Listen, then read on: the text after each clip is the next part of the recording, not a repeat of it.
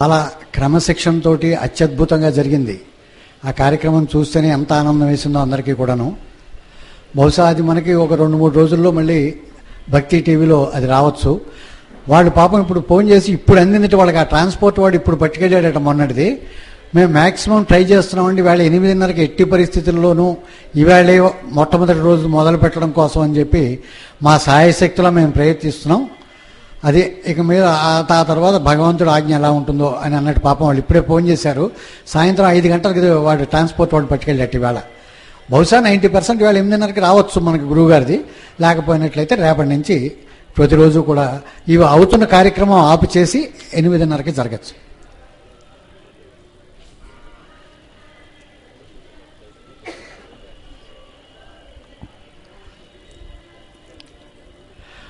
పూజ్య గురువుల అభిమానులు పొరుగురు నుంచి ఎంతోమంది ఈ కార్యక్రమం చూడడానికి వచ్చారు. అంచేత మన నియమం ప్రకారం అందరి చేత పూజ్య గురువులను పుష్పమాలంకృతం చేయలేము కనుక ఈరోజు హైదరాబాద్ నుంచి ఒక 10 మంది వచ్చారు. చామర్తి గంగాధర్, సాయి గంగాధర్ ఇప్పుడు పూజ్య గురువుల్ని పుష్పమాలంకృతం చేస్తారు.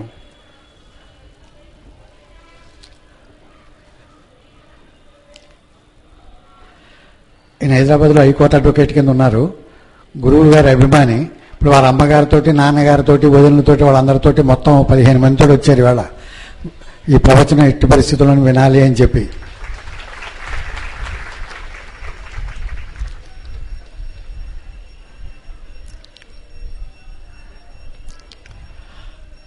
అలాగే ఈ కార్యక్రమాన్ని 3 రోజుల నుంచి కూడా మళ్ళీ livestream.com మళ్ళీ దీన్ని కూడా వీడియో ఇవ్వడం కోసం అని చెప్పి 3 రోజుల నుంచి విక్రమ్ హైదరాబాద్ నుంచి వచ్చి ఆయన కార్యక్రమాన్ని అంతని కూడా మళ్ళీ విడిగా భక్తి టీవీ కాకుండా ప్యారలల్గా ఆయన కూడా దాన్ని టెలికాస్ట్ చేయడానికి తీస్తున్నారు. ఇప్పుడు విక్రమ్ పూజ్య గురువులను పుష్పమాలంకృతం చేస్తారు.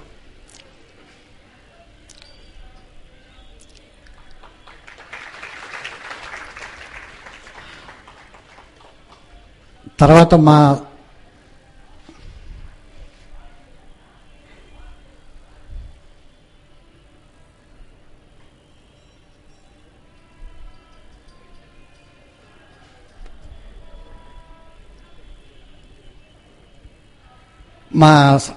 సహజయుడు కమిటీ మెంబర్ అయిన ప్రసాద్ బాబు గారి వాళ్ళ అబ్బాయికి వాళ్ళ ఉద్యోగం వచ్చింది. అంచేత ఆనందంతో పూజ్య గురువుల్ని ప్రసాద్ బాబు గారు ఇప్పుడు కృతజ్ఞతాపూర్వకంగా పూజ్య గురువులు పుష్పాలంకృతం చేస్తారు.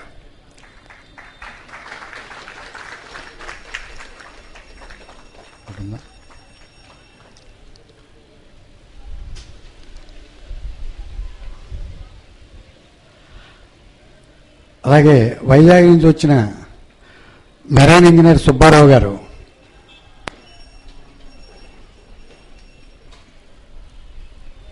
ఇప్పుడు వారి ప్రవచనం వినడం కోసమే వారి కుటుంబ సభ్యులందరితో కాకినాడ వచ్చారు.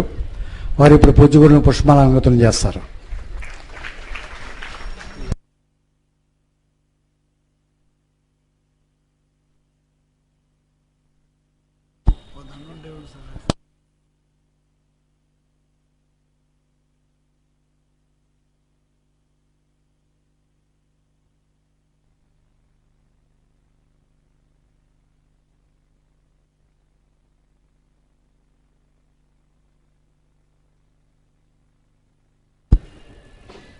ఇప్పుడు మా అయ్యప్పలందరికీ గురువు పూజ్య గురువుల్ని ఈరోజు కూడా పుష్పమాలంకృతం చేయాలని చెప్పి వారు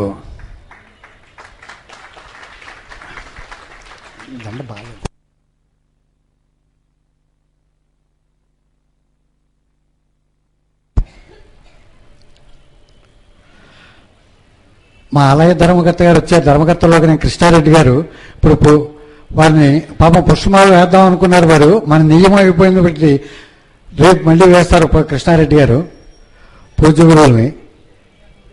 అది రేపు అది మళ్ళీ వచ్చేసరికి మొట్టమొదటి రోజు ఆయనే కూర్చొని వేస్తారండి.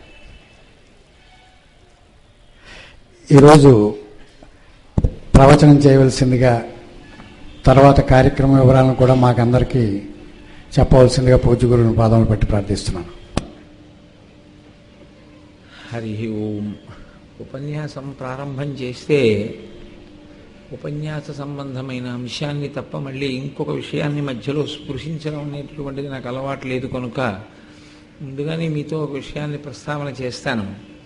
ఈరోజు ఉదయం శంకర జయంతి సందర్భంగా ఆదిశంకరుల పల్లకీ పట్టుకోవడానికి పురుషులందరినీ వైదికంగా రండి, చక్కగా పంచె కట్టుకుని ఉత్తరీయం వేసుకుని రండి, బనీను చొక్కా వేసుకోవద్దు పల్లకీ పట్టుకునేటప్పుడు అని ఒక్క మాట చెప్తే నిజంగా ఎంతమందో నా మాటకు అంత గౌరవం ఇచ్చేవాళ్ళు.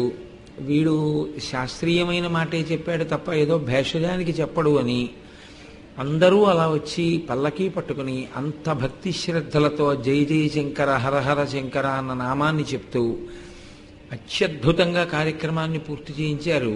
అలాగే తల్లులు కూడా ఉదయం వచ్చిన వాళ్ళు కార్యక్రమం అంతా పరిసమాప్తం అయ్యేంత వరకు సరిగ్గా కనపడినా కనపడకపోయినా, ఎందుకంటే దేవాలయానికి ఎదురుగుండా కూర్చుంటేనే కనపడుతుంది తప్ప కొంచెం పక్కకుంటే కనపడదు, కానీ వాళ్ళు మానసికంగా దర్శనం చేస్తూ చక్కగా ధ్యానం చేసుకుంటూ కూర్చుని కార్యక్రమం పరిసమాప్తమయ్యేంత వరకు అదే క్రమశిక్షణతో ఉండి ఆ కార్యక్రమాన్ని కొనసాగించడం చేత మీకు అందరికీ కూడా జగద్గురువులైనటువంటి ఆదిశంకర భగవత్పాదుల యొక్క సంపూర్ణమైన కరుణాకటాక్ష వీక్షణములు లభిస్తాయి అని చెప్పడంలో నాకు కించిత్ మాత్రం కూడా అనుమానం లేదు. అంతగా సహకరించి అంతగా కార్యక్రమంలో భక్తి శ్రద్ధలతో పాల్గొన్న మీ అందరికీ నా శుభాభినందనలను ఆవిష్కరిస్తూ వాళ్ళ ప్రసంగాన్ని ప్రారంభం చేస్తాను. శుక్లాంబరధరం విష్ణుం శశివర్ణం చతుర్భుజం ప్రసన్నవదనం ధ్యాయేత్ సర్వవిఘ్నోపశాంతయేత్. గురుర్బ్రహ్మా గురుర్విష్ణుః గురుర్దేవో మహేశ్వరః గురుః సాక్షాత్ పరబ్రహ్మ తస్మై శ్రీ గురవై నమః.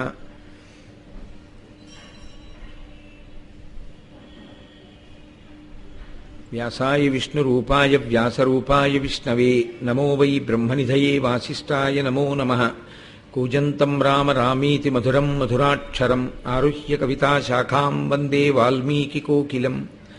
శ్రుతిస్మృతిపురాణానాం ఆలయం కరుణాలయం నమామి భగవత్పాదశంకరం లోకశంకరం. వాగర్ధావివ సంపృక్తౌ వాగర్ధప్రతిపత్తయే జగతః పితరౌ వందే పార్వతీపరమేశ్వరౌ.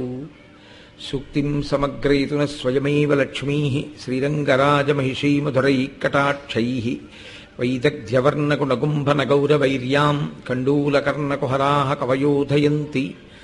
హైమోర్ధ్వపుండ్రమజహన్మకుటం సునాసం మందస్మితం మకరకుండలచారుగండం బింబాధరం బహుళదీర్ఘకృపాకటాక్షం శ్రీవేంకటేశముఖమాత్మనిజన్నిధత్తాం. విమలపటీ కమలకుటీ పుస్తకరుద్రాక్షశస్తహస్తపుటీ కామాక్షి పక్ష్మలాక్షి కలిత విపంచీ విభాసి వైరించి. మనోజవం మరుతతుల్యవేగం జితేంద్రియం బుద్ధిమతాం వరిష్టం వాతాత్మజం వనరయూధముఖ్యం శ్రీరామదూతం శిరసా నమామి. ఆపదామపహర్తారం దాతారం సర్వసంపదాం లోకాభిరామం శ్రీరామం భూయో భూయో నమామ్యహం. హరి ఓం.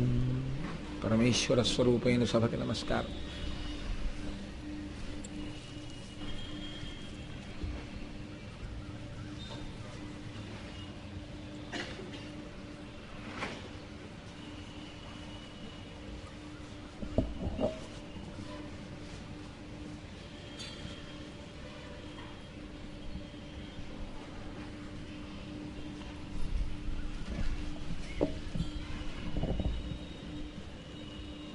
వైశాఖ శుక్ల పంచమి శంకర అన్న నామం కలిసి వచ్చేటట్లు సాక్షాత్ కైలాస శంకరుడే కాలడి శంకరుడిగా అవతరించాడు అన్న విషయం నిస్సందేహంగా నిరూపణమయ్యేటట్టు శంకర భగవత్పాదులు కాలడి అగ్రహారమునందు జన్మించారు.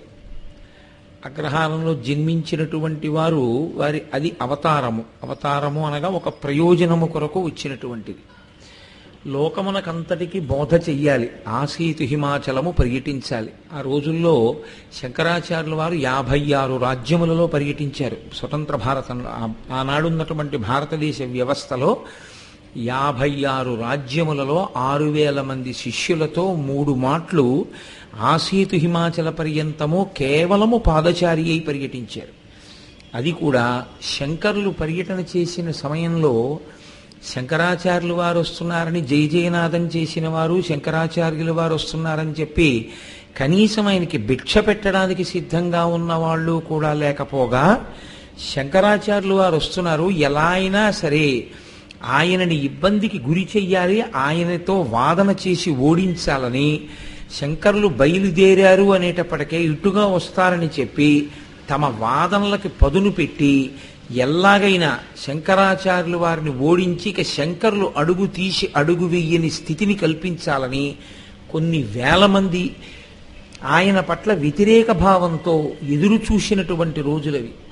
అటువంటి రోజుల్లో శంకరులు అడుగు తీసి అడుగు వేస్తే వారు ఏ రాజ్యంలో ప్రవేశించినా అక్కడ ఉన్నటువంటి వారి యొక్క అవైదిక వాదనలను ఖండించడంలో వారు ప్రేమ చూపించారు తప్ప, వారి తప్పు దిద్దారు తప్ప, నిష్కర్షగా ఎవరినో బాధ పెట్టడమో, తను గెలవాలి కాబట్టి వితండవాదన చేయడమో, తను గెలవాలి కాబట్టి తానన్నది సత్యం అవ్వాలి కాబట్టి అవతల వారిది అసత్యమని నిరూపించే ప్రయత్నం చేయడమో శంకరులు ఎప్పుడూ చెయ్యలేదు. మీరు శంకర విజయాల్ని జాగ్రత్తగా పరిశీలనం చేస్తే శంకరుల వాదన అనబడేటటువంటి సత్యం ముందు నిలబడలేకపోయాయి. మిగిలిన వాదనలు నిలబడలేక తమంత తాము పలాయనము చిత్తగించాయి.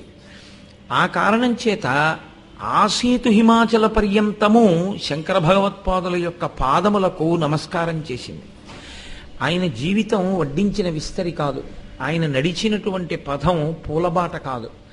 కేవలం శరీరంతో ఉన్నది 32 సంవత్సరములు, చేసినది 3 సంవత్సరములు భారతదేశమంతా పర్యటన.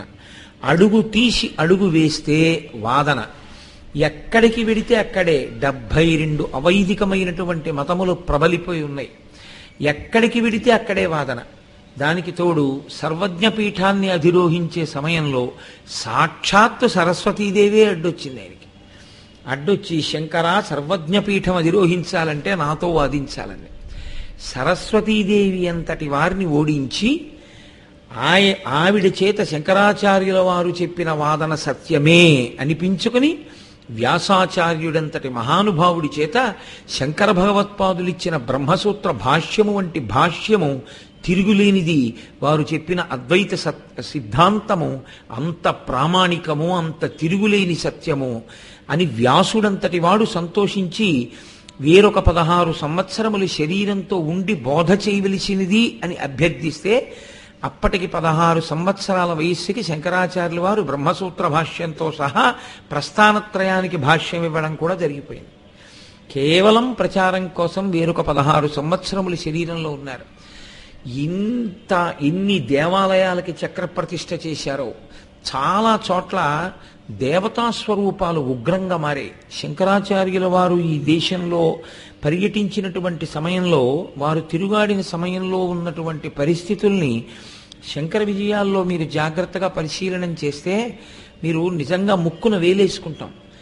అయ్య బాబోయ్, ఒక్క వ్యక్తి అసలు ఇలా ఎలా సాధించగలిగారు అని. అందుకే Jawaharlal Nehru glimpses of world history అన్న పుస్తకంలో, డిస్కవరీ ఆఫ్ ఇండియా అన్న పుస్తకంలోనూ కూడా ప్రపంచ చరిత్రలో వచ్చినటువంటి రాజులందరి గురించి ప్రస్తావన చేస్తూ ఆయన శంకరుల గురించి ఒక మాట రాశారు. ఒక సామాన్యమైనటువంటి బ్రాహ్మణుడు 8వ ఏట సన్యసించి ఆసీతు హిమాచల పర్యంతము పర్యటించి అందరినీ తన ప్రౌఢమైనటువంటి వాదనతో అవైదికమును ఖండించి మొత్తం దేశంలో ఉన్నటువంటి వాళ్ళందరినీ ఒకే సిద్ధాంతం కిందకి తీసుకొచ్చి అందరినీ భగవద్భక్తి అన్న ఛత్ర ఛాయల్లో నిలబెట్టినటువంటి ఆ ఒంటరి సన్యాసి ఉన్నాడే, అది మాత్రం అత్యద్భుతమైన సాధించినటువంటి సాధితం. అలా సాధించిన వాడు నభూతో న భవిష్యతి అని రాశాడు. కాబట్టి శంకర భగవత్పాదులు సాధించినటువంటి విజయం అంత తేలిక కాదు. ఆయన ఎదుర్కొన్నన్ని కష్టాలని ఎవ్వరూ ఎదుర్కోరు. ఎందుచేత అంటే అసలు ఆ శంకరాచార్యుల వారు ప్రచారం చేసినటువంటి రోజుల్లో అత్యంత ఆశ్చర్యకరమైనటువంటి సంఘటన, అత్యంత క్లిష్టమైన సంఘటన ఒకటి ఉంది. బ్రహ్మగారి భార్య సరస్వతీదేవియే ఇక్కడ సరసవాణిగా వచ్చింది, ఉభయ భారతి అన్న పేరుతో.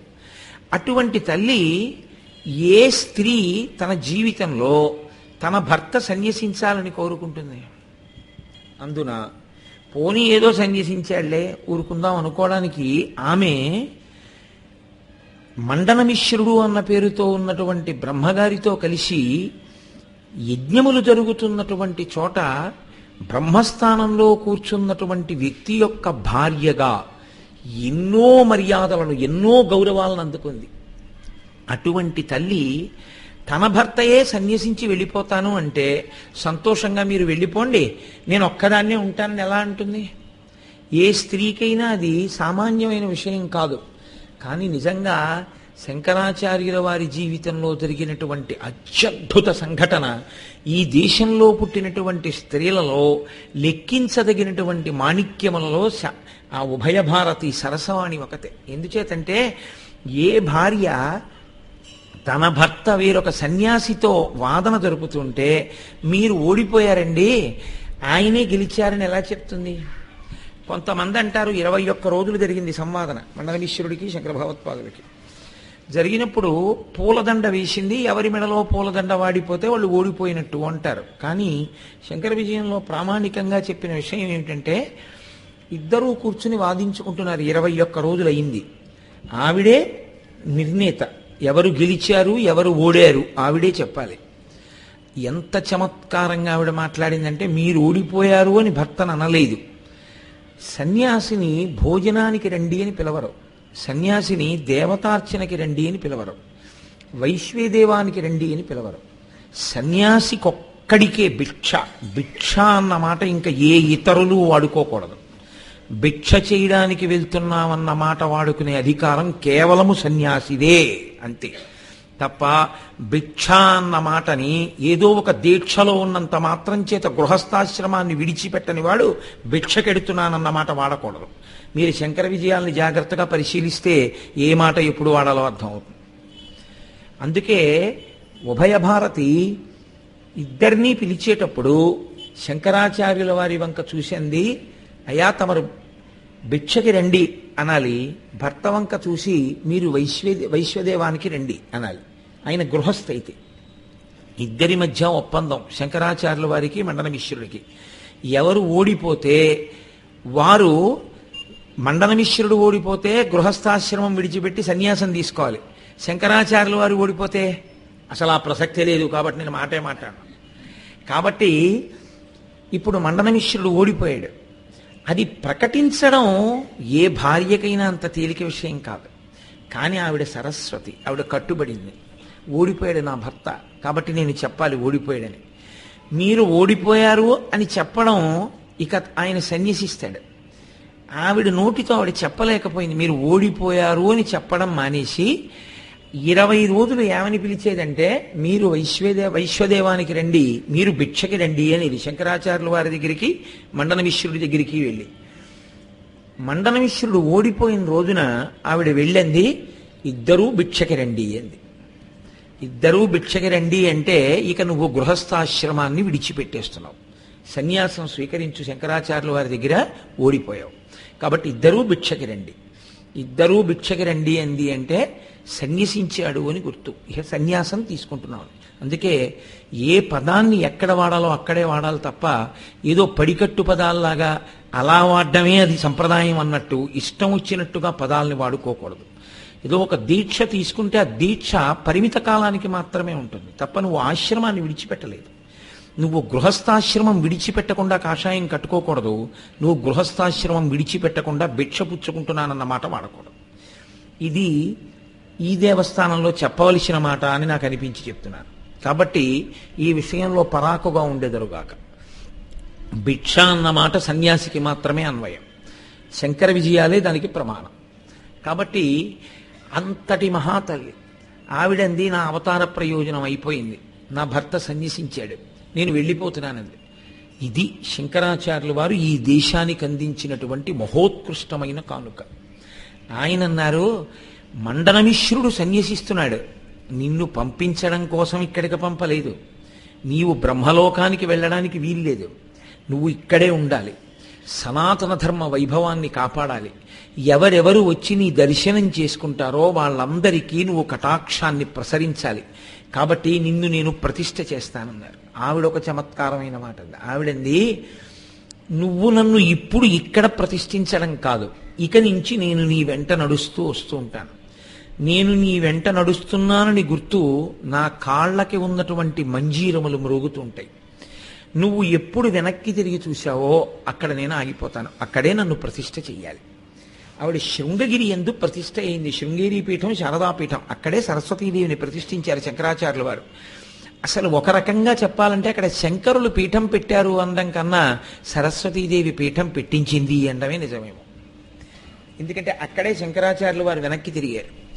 అక్కడ సరస్వతీదేవిని తీసుకొచ్చి కూర్చోబెట్టారు శంకర భగవత్పాదులు. ఈ దేశంలో సాక్షాత్తుగా శారదని తన వెంట నడిపించి, శారదని తెచ్చి వనదుర్గ మంత్రాలతో కట్టి ప్రతిష్ఠించి, ఇన్ని వేల సంవత్సరముల తర్వాత కూడా మనం శారదాకృపకి నోచుకునేటట్టుగా ఒక పీఠాన్ని ఇచ్చినటువంటి అద్భుతమైన కీర్తి ఒక్క శంకర భగవత్పాదులది. అది ఇక ఎవ్వరికీ చెల్లదు. అది ఒక్క శంకరాచార్యుల వారికే చెల్లుతుంది. కాబట్టి ఆయన మహానుభావుడు. ఆయన లెక్కలో అయితే 8 సంవత్సరాలకి పూర్తయిపోవాలి ఇవన్నీ. కానీ 8వ సంవత్సరం వరకు ఆయనకి సన్యసించే అవకాశం రాలా. అసలు మీరు శంకరాచార్యుల వారి జీవితాన్ని కొంచెం జాగ్రత్తగా పరిశీలనం చేస్తే ఆయన వచ్చింది పరమశివుడు, కానీ ఆయన వచ్చింది వైదిక మత ప్రచారానికి. అంటే మనుష్యుడు ఎలా ప్రవర్తించాలో నేర్పడానికి. రామచంద్రమూర్తి ఎలా ప్రవర్తించారో శంకరులు అలా నేర్పారు. కాబట్టి ఆయనే అసలు ముందు సిద్ధాంతానికి కట్టుబడకపోతే ఆయన ఎవరికి సిద్ధాంత ప్రచారం చేస్తారు? తనకొకటి ప్రవర్తన ఉంటే కదా ఇంకొకళ్ళకి ప్రవర్తన నేర్పడం. తనకి లేని ప్రవర్తన తానెవరికి నేర్పుతారు? కాబట్టి తాను కట్టుబడాలి. ఇప్పుడు తాను కట్టుబడాలి అంటే ముందు వేదాధ్యయనం చెయ్యాలి. అవతారంలో పిల్లవాడిగా వచ్చారు కాబట్టి ఇప్పుడు వేదాధ్యయనం చెయ్యాలి అంటే ఉపనయనం జరగాలి. శంకరుల జీవితంలో అద్భుతం ఏమిటంటే ఆయన 3వ సంవత్సరం వయస్సు వచ్చేటప్పటికీ ఆయనకి స్థానికమైనటువంటి భాషలో ఉన్న సమస్త గ్రంథ పరిశీలనం అయిపోయింది. 5వ సంవత్సరానికి సంస్కృత భాషతో పాటుగా కావ్యములు, పురాణములు, వ్యాకరణము, మీమాంస సమస్తం పూర్తి చేశారు. 8వ ఏట ఉపనయనం.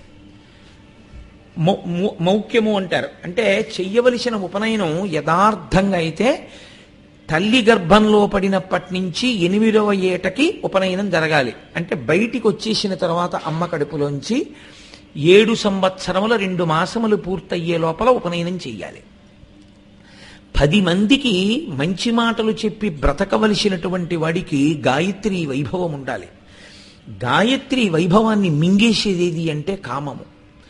ఆ కామము శరీరమునందు పొటమరించడం ప్రారంభమయ్యేది 8వ సంవత్సరం దగ్గర నుంచి ప్రారంభము అని. కాబట్టి 8వ ఏడు దాటిపోయే లోపల ఉపనయనం చేసేయాలి తండ్రి. బలమైన కారణములు ఏమైనా ఉంటే కౌణం అంటారు. ఒక 8 సంవత్సరములు మాత్రమే అనుగ్రహిస్తారు. 16వ ఏటు వరకు చాలా బలమైన కారణాలుంటే 16 తర్వాత ఉపనయనం చేసినా ఒకటి, చేయకపోయినా ఒకటి. కానీ చెయ్యొద్దు అని అనకూడదు కాబట్టి. కానీ నిజానికి శాస్త్రీయంగా చూస్తే 16 తర్వాత ఇక గాయత్రి పట్టివ్వదు.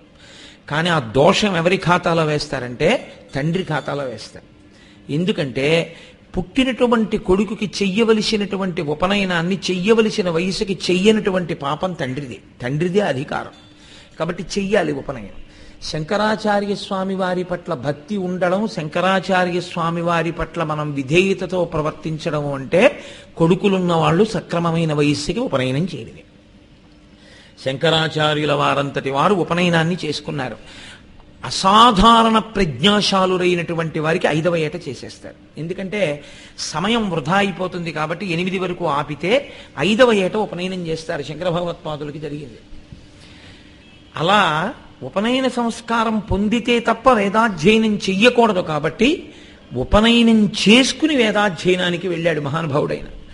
అంటే శాస్త్రాన్ని పాటించడంలో ఎంత మర్యాద చూపించారో చూడండి. అందుకే 1000 మాటలు చెప్పడం కన్నా 100 ఉపన్యాసాలు చెప్పడం కన్నా ఒక్క ధర్మాన్ని అనుష్ఠించడం గొప్పది. తాను అనుష్ఠించకుండా కేవలంగా ఉపన్యాసాలు చెప్పడానికి పరిమితం అయితే ఏ ప్రయోజనము ఉండదు. పరోపదేశ వేళాయాం సర్వే వ్యాసపరాశరాహ అని సూక్తి. ఇంకొకటికి చెప్పవలసి వస్తే ప్రతివాడు వ్యాసుడు పరాశరుడే. నువ్వు ఎవరికి ఎంత చెప్పావన్నది కాదు, నువ్వు చెప్పే దాంట్లో ఎంత నువ్వు అనుష్ఠిస్తూ ఉంటావు, నువ్వు ఎంత పాటిస్తూ ఉంటావు అన్నది అత్యంత ప్రధానమైన విషయం. శంకరాచార్యుల వారి మీద భక్తి ఉండడం, సనాతన ధర్మం మీద భక్తి ఉండడం అంటే ఉపన్యాసాలు వినడం, పుస్తకాలు చదవడం కన్నా ముఖాన బొట్టు పెట్టుకోవడం గొప్పది. ముఖాన బొట్టు పెట్టుకోవడమే చాలా కష్టమైన వాడు ఎన్ని ఉపన్యాసాలు చదివినా ఎన్ని పుస్తకాలు చదివినా ఒకటే. దానివల్ల ప్రయోజనం ఉంటుంది అని ఇంత పవిత్రమైన వేదిక మీద కూర్చుని నేను చెప్పలేను, కష్టం. ఒక్క బొట్టొక్కటి పెట్టుకోగలిగితే నువ్వు ఎన్ని వినకపోయినా పర్వాలేదు. అందుకే ఆచరణ ప్రధానంగా ఉంటుంది సనాతన ధర్మంలో. ఇది లోకానికి చెప్పాలి. అందుకే తాను ఉపనయనం చేసుకున్నారు, చేసుకుని వేదాధ్యయనానికి వెళ్ళారు. బ్రహ్మచార్యములో ఉన్నటువంటి శంకర భగవత్పాదులు బ్రహ్మచారిగా ఉండగా ఆయన గురువు గారి యొక్క మాట ఔదల దాల్చి భిక్ష కొరకు వెళ్ళారు అగ్రహారంలో. శంకరాచార్యుల వారి జీవితంలో అదే ప్రథమ ఘట్టం. అసలు శంకరుల జీవితాన్ని నాకు అప్పుడప్పుడు అనిపిస్తూ ఉంటుంది, పిల్లలు వినాలి, ప్రత్యేకించి పిల్లలు వినవలసి ఉంటుంది. ఎందుకో తెలుసా అండి, తల్లి అప్పటికి విధవ. ఎందుచేత అంటే ఆ శివగురువు శరీరాన్ని విడిచిపెట్టేశారు శంకరాచార్యుల వారికి చాలా చిన్న వయస్సులోనే. అమ్మగారు వైధవ్యం చేత, వృద్ధాప్యం చేత ఆవిడ బడలిపోయింది. ఆవిడ బాగా కృషించిపోయింది మనిషి. ఉన్నదొక్కగానొక్క కొడుకు. ఆ కొడుక్కి పెళ్లి చేసి కోడలు వస్తే చూసి సంతోషించాలని ఆవిడ కోరిక. ఏ పిచ్చి తల్లికి ఉండదు లోకంలో ఆ కోరిక. ఆవిడ ప్రతిరోజు కాలడి అగ్రహారం నుంచి నడుచుకుంటూ పూర్ణానదికి వెళ్ళి స్నానం చేసేవారు. ఒక రోజున మంచి పర్వదినం వచ్చింది. ఆవిడ పెద్దవారైపోయారు, దానికి తోడు మనస్సు చితికిపోయింది. కష్టం వచ్చినప్పుడు చితికిపోయినటువంటి మనస్సు వల్ల శరీరమునకు ఉన్నటువంటి బలము కూడా శోషించిపోతుంది. శరీరమునకు బలం లేకపోయినా మనస్సు జవంతో ఉంటే మనిషి చాలా సాధిస్తాడు. మనస్సు చాలా ముఖ్యమైంది. భర్త శరీరాన్ని విడిచిపెట్టిన కారణం చేత అప్పటికే ఆవిడ బాగా శోషించిపోయారు. నా తల్లి శంకరులతో బాధపడ్డారు. ఏమయ్యా పర్వదినం, కానీ అంత దూరం నడిచి వెళ్ళి పూర్ణానదిలో స్నానం చెయ్యాలి, వెళ్ళలేకపోతున్నాను పెద్దదాన్ని అన్నారు. శంకర భగవత్పాదులు ప్రార్థన చేశారు పూర్ణానదిని. అప్పటికి బ్రహ్మచారి, చిన్న పిల్లవాడు, శంకరుల గురించి ఎవరికి తెలియదు అప్పుడు. అటువంటి రోజుల్లో ఆయన నదికి నమస్కారం చేశారు. మా అమ్మ అంత దూరం వచ్చి స్నానం చెయ్యలేకపోతోంది, కాబట్టి ఓ నది, నీవు నీ ప్రయాణ మార్గాన్ని మార్చుకుని మా ఇంటి ముందు నుంచి వెళ్ళవలసింది అని అడిగారు. పూర్ణానది తన ప్రవాహం దిక్కు మార్చుకుని శంకరాచార్యుల వారు నివసించినటువంటి ఇంటి ముందు నుంచి వెళ్ళింది. అమ్మగారు రోజు వెళ్ళి అందులో స్నానం చేసి వచ్చేవారు. శంకర భగవత్పాదులు సాక్షాత్తు శివావతారమైన అమ్మకి ఎంత గౌరవం ఇవ్వాలో, అమ్మ రుణం ఎంత తీర్చుకోలేనిదో మనకి నేర్పారు శంకర భగవత్పాదులు. మీరు అందుకే శంకరుల జీవితాన్ని జాగ్రత్తగా గమనిస్తే మీకు కొన్ని రహస్యములు అందుతాయి. పితృరుణము మాతృరుణము అని రెండు మాటలు ఉంటాయి. జన్మతః తండ్రికి రుణపడతాడు, జన్మతః తల్లికి రుణపడతాడు. ఇందులో పితృరుణం తీర్చేసుకోవచ్చు. ఎలా తీర్చుకోవచ్చు అంటే దానికి ఒక ప్రత్యేకమైనటువంటి యాగం ఉంది. ఆ ప్రత్యేకమైనటువంటి యాగాన్ని చేసినటువంటి వాళ్ళు సౌత్రామణి అని ఆ యాగానికి పేరు. చాలా పెద్ద యాగం. ఆ యాగం చేస్తే పితృరుణం తీరిపోతుంది, అమ్మ రుణం తీరదు. అందుకే సన్యాసికి ఒక నియమం ఉంటుంది. సన్యాసికి అందరూ నమస్కారం చెయ్యాలి. అందరూ అన్న మాటలోకి తండ్రి కూడా వచ్చేస్తాడు. సన్యసించిన తరువాత ఆయన కూర్చునుంటే తండ్రి గారు కూడా ఒకవేళ భక్తులతో పాటుగా వరుస క్రమంలో వస్తే తన తండ్రి కూడా, పూర్వాశ్రమ తండ్రి అంటారు, పూర్వాశ్రమంలో తండ్రి ఇప్పుడు సన్యసించినటువంటి వ్యక్తి పాదములకు నమస్కారం చెయ్యాలి. కానీ అమ్మగారు వచ్చారనుకోండి, సన్యసించిన వారు కాదు, పీఠాధిపతులైనా సరే లేచి నిలబడి ఆదరంతో నమస్కారం చేయాలి. ఏదో ఇలా నమస్కారం కాదు, అత్యంత భక్తి శ్రద్ధలతో, అత్యంత ఆదరముతో నమస్కారం చేయాలి. అందుకే అమ్మ విషయంలో మాత్రం మినహాయింపు ఇవ్వలేదు శాస్త్రం. అది సన్యాసికి కూడా ఇవ్వాల. అమ్మ అమ్మే లోకంలో, అమ్మ రుణం తీర్చుకోలేనిది. కాబట్టి సన్యసించిన వ్యక్తికైనా సరే తల్లిగారు వెళ్ళిపోయారు అని తెలిస్తే వెంటనే కట్టుబట్టతో స్నానం చేయవలసి ఉంటుంది. చంద్రశేఖరేంద్ర సరస్వతి, నడిచే దేవుడు, కామకోటి పీఠాధిపత్యం వహించిన మహాపురుషులు, అపర శంకర భగవత్పాదులు, అటువంటి మహాపురుషుడు సభ తీర్చి ఉండగా, పండితుల మధ్యలో ఉండగా వారి తల్లిగారు మహాలక్ష్మమ్మ గారు శరీరం విడిచిపెట్టేశారు అని టెలిగ్రామ్ వచ్చింది. వారు అది చదివి ఏమీ తెలియని వారిలా, వారికి తెలియందేం లేదు. ఇంకో శంకరాచార్యులు వారు, పరమాచార్య స్వామి అంటే ఆయన, సన్యాసి తల్లి శరీరం విడిచిపెడితే సన్యాసి ఏం చెయ్యాలి అని అడిగారు. స్నానం చెయ్యాలి అన్నారు. వెంటనే పీఠం దిగి వెళ్ళి ఆయన కట్టుకున్న బట్టతో స్నానం చేశారు. అమ్మ అన్న మాటకి అంత గౌరవం ఉంటుంది. అందుకే శంకరాచార్యులు వారు అమ్మగారికి మాట ఇచ్చారు, నీ ప్రాణోత్క్రమణ అవుతున్నప్పుడు అమ్మ నేను వస్తాను, నన్ను తలుచుకో అన్నారు. ఎందుచేత అంటే శాస్త్రంలో ఒక నిబంధన ఉంది. తల్లికి ఒక్కడే కొడుకై ఇక అన్నదమ్ములు లేకపోతే, అక్క చెల్లెళ్ళు లేకపోతే, తండ్రి కూడా లేకపోతే తల్లిని సురక్షితమైన స్థావరములో అనగా మిగిలిన తోబుట్టువులు ఎవరికో అప్పజెప్పి అమ్మ అనుమతి తీసుకుని తప్ప సన్యసించకూడదు. శంకరాచార్యుల వారి విషయంలో ఏమైందంటే తండ్రి గారు లేరు, తోబుట్టువులు లేరు, అమ్మను ఎక్కడప్ప చెప్తారు? ఇది సన్యాసం విషయంలో చాలా పెద్ద ప్రశ్నే వచ్చింది. సన్యసించకపోతే అవతారానికి ప్రయోజనం చెల్లదు. సన్యసిద్దామంటే అమ్మ ఒక్కతే ఉంది, ఎలా? అందుకే శంకరుల జీవితంలో దీన్ని దాటడానికి, అమ్మగారి అనుమతిని పొందడానికి ఆయన ఒక పెద్ద విశేషమే చేశారు. అసలు దీనికి ముందే ఒక ఏర్పాటు జరిగిపోయి ఉండిపోయింది కూడా. ఆయన పూర్ణానదిలో అమ్మతో స్నానానికి వెళ్ళారు. అమ్మగారు ముందు స్నానం చేశారు, చెయ్యి పట్టుకుని అమ్మని మెట్ల మీదకి పైకి ఎక్కించారు. అమ్మ మెట్టు మీద నించున్నారు. శంకరులు నదిలోకి దిగారు, స్నానం చేస్తున్నారు. ఒక మొసలొచ్చి పట్టుకుంటే ఆయన అన్నారు, అమ్మా నన్ను మొసలి పట్టుకుందమ్మా అన్నారు. పిచ్చి తల్లి ఏం చేస్తుందండి ఆర్యాంబ? లేక లేక లేక లేక పుట్టిన కొడుకు, భర్త వెళ్ళిపోయారు. ఇప్పుడు కొడుకున నీటిలో మొసలి పట్టుకుంది, తాన వృద్ధాప్యంలో ఉంది, ఆడది ఏం చేయగలదు, రక్షించగలదు? ఆవిడికి ఏ ఆలోచన రాక ఆవిడ చాలా కంగారు పడిపోతున్నారు. అప్పటి వరకు ఆవిడ కొడుకుని పెళ్లి చేసుకోమని అడుగుతున్నారు. శంకరాచార్యుల వారు అన్నారు, అప్పటికి సన్యసించలేదు, ఇంకా బ్రహ్మచర్యం. ఆయన అన్నారు, అమ్మా ఇప్పుడు నేను కానీ ఇలాగే శరీరం విడిచిపెట్టేస్తే మొసలి నోట్లో పడిపోయి అది దుర్మరణము కిందకు వస్తుంది. కాబట్టి నేను ఉగ్రభూతాన్నై తిరుగుతాను గాలిలో, అప్పుడు నేను తరించే మార్గం ఉండదు. కాబట్టి పునర్జన్మ కిందకి లెక్క ఎప్పుడు వస్తుందంటే, ఇప్పటికిప్పుడు నేను సన్యసించేస్తే, ఆపత్సన్యాసము అంటారు. సన్యాసం 3 రకాలుగా తీసుకుంటూ ఉంటారు. ఒకటి శాస్త్రీయ సన్యాసము అని హోమాదులు చేసి తీసుకుంటారు. రెండవది మనసాన ఉండిపోయి ఇంకా మృత్యువు దగ్గరికి వచ్చేస్తోంది అన్నప్పుడు తీసుకునే విధానం ఒకటి ఉంటుంది. మూడవది ఆపత్సన్యాసం అంటారు. అంటే ఇంకప్పుడు ఇక అవకాశం ఏమి ఉండదు, అప్పుడు అక్కడే నిలబడి సన్యస్తోహం, నేను సన్యసించాను అని ప్రేషమంత్రం చదువుతారు. ప్రేషమంత్రం అంటే ఇక నా వలన ఏ భూతమునకు భయం ఉండదు లోకంలో.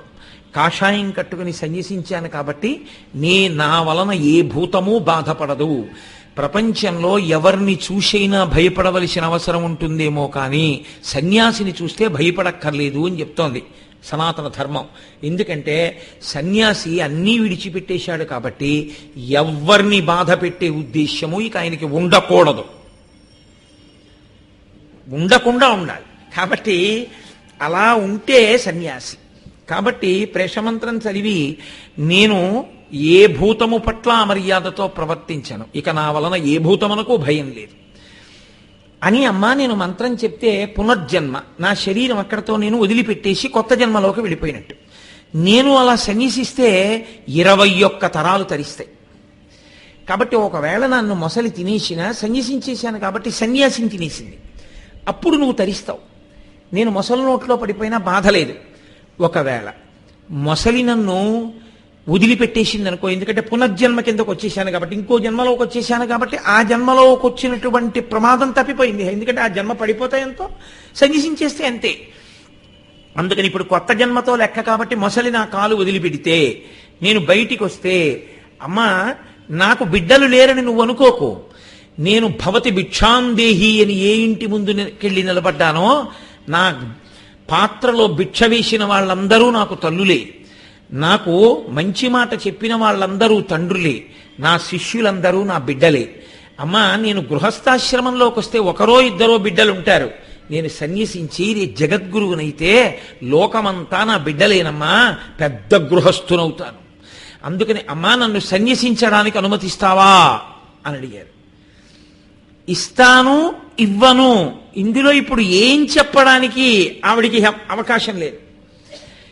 సరే సన్యసించు అన్నారనుకోండి, కొడుకు బతికినా కాషాయం కట్టుకుని వెళ్ళిపోతాడు, ఆవిడ భరించలేరు. వద్దు అన్నారనుకోండి, దుర్మరణం అవుతుంది. ఏమీ చెప్పలేక నీకెలా తోస్తే అలా చెయ్యి అన్నారు. అమ్మా సన్యసిస్తున్నాను అన్నారు. అంతే, మొసలు విడిచిపెట్టేసింది. శంకరులకి కనపడింది, గంధర్వుడు రథం ఎక్కి వెళ్ళిపోయాడు. అది గంధర్వుడు. దానికి ఆయన పూర్వకాలంలో గంధర్వాంశతో ఉండేవాడు.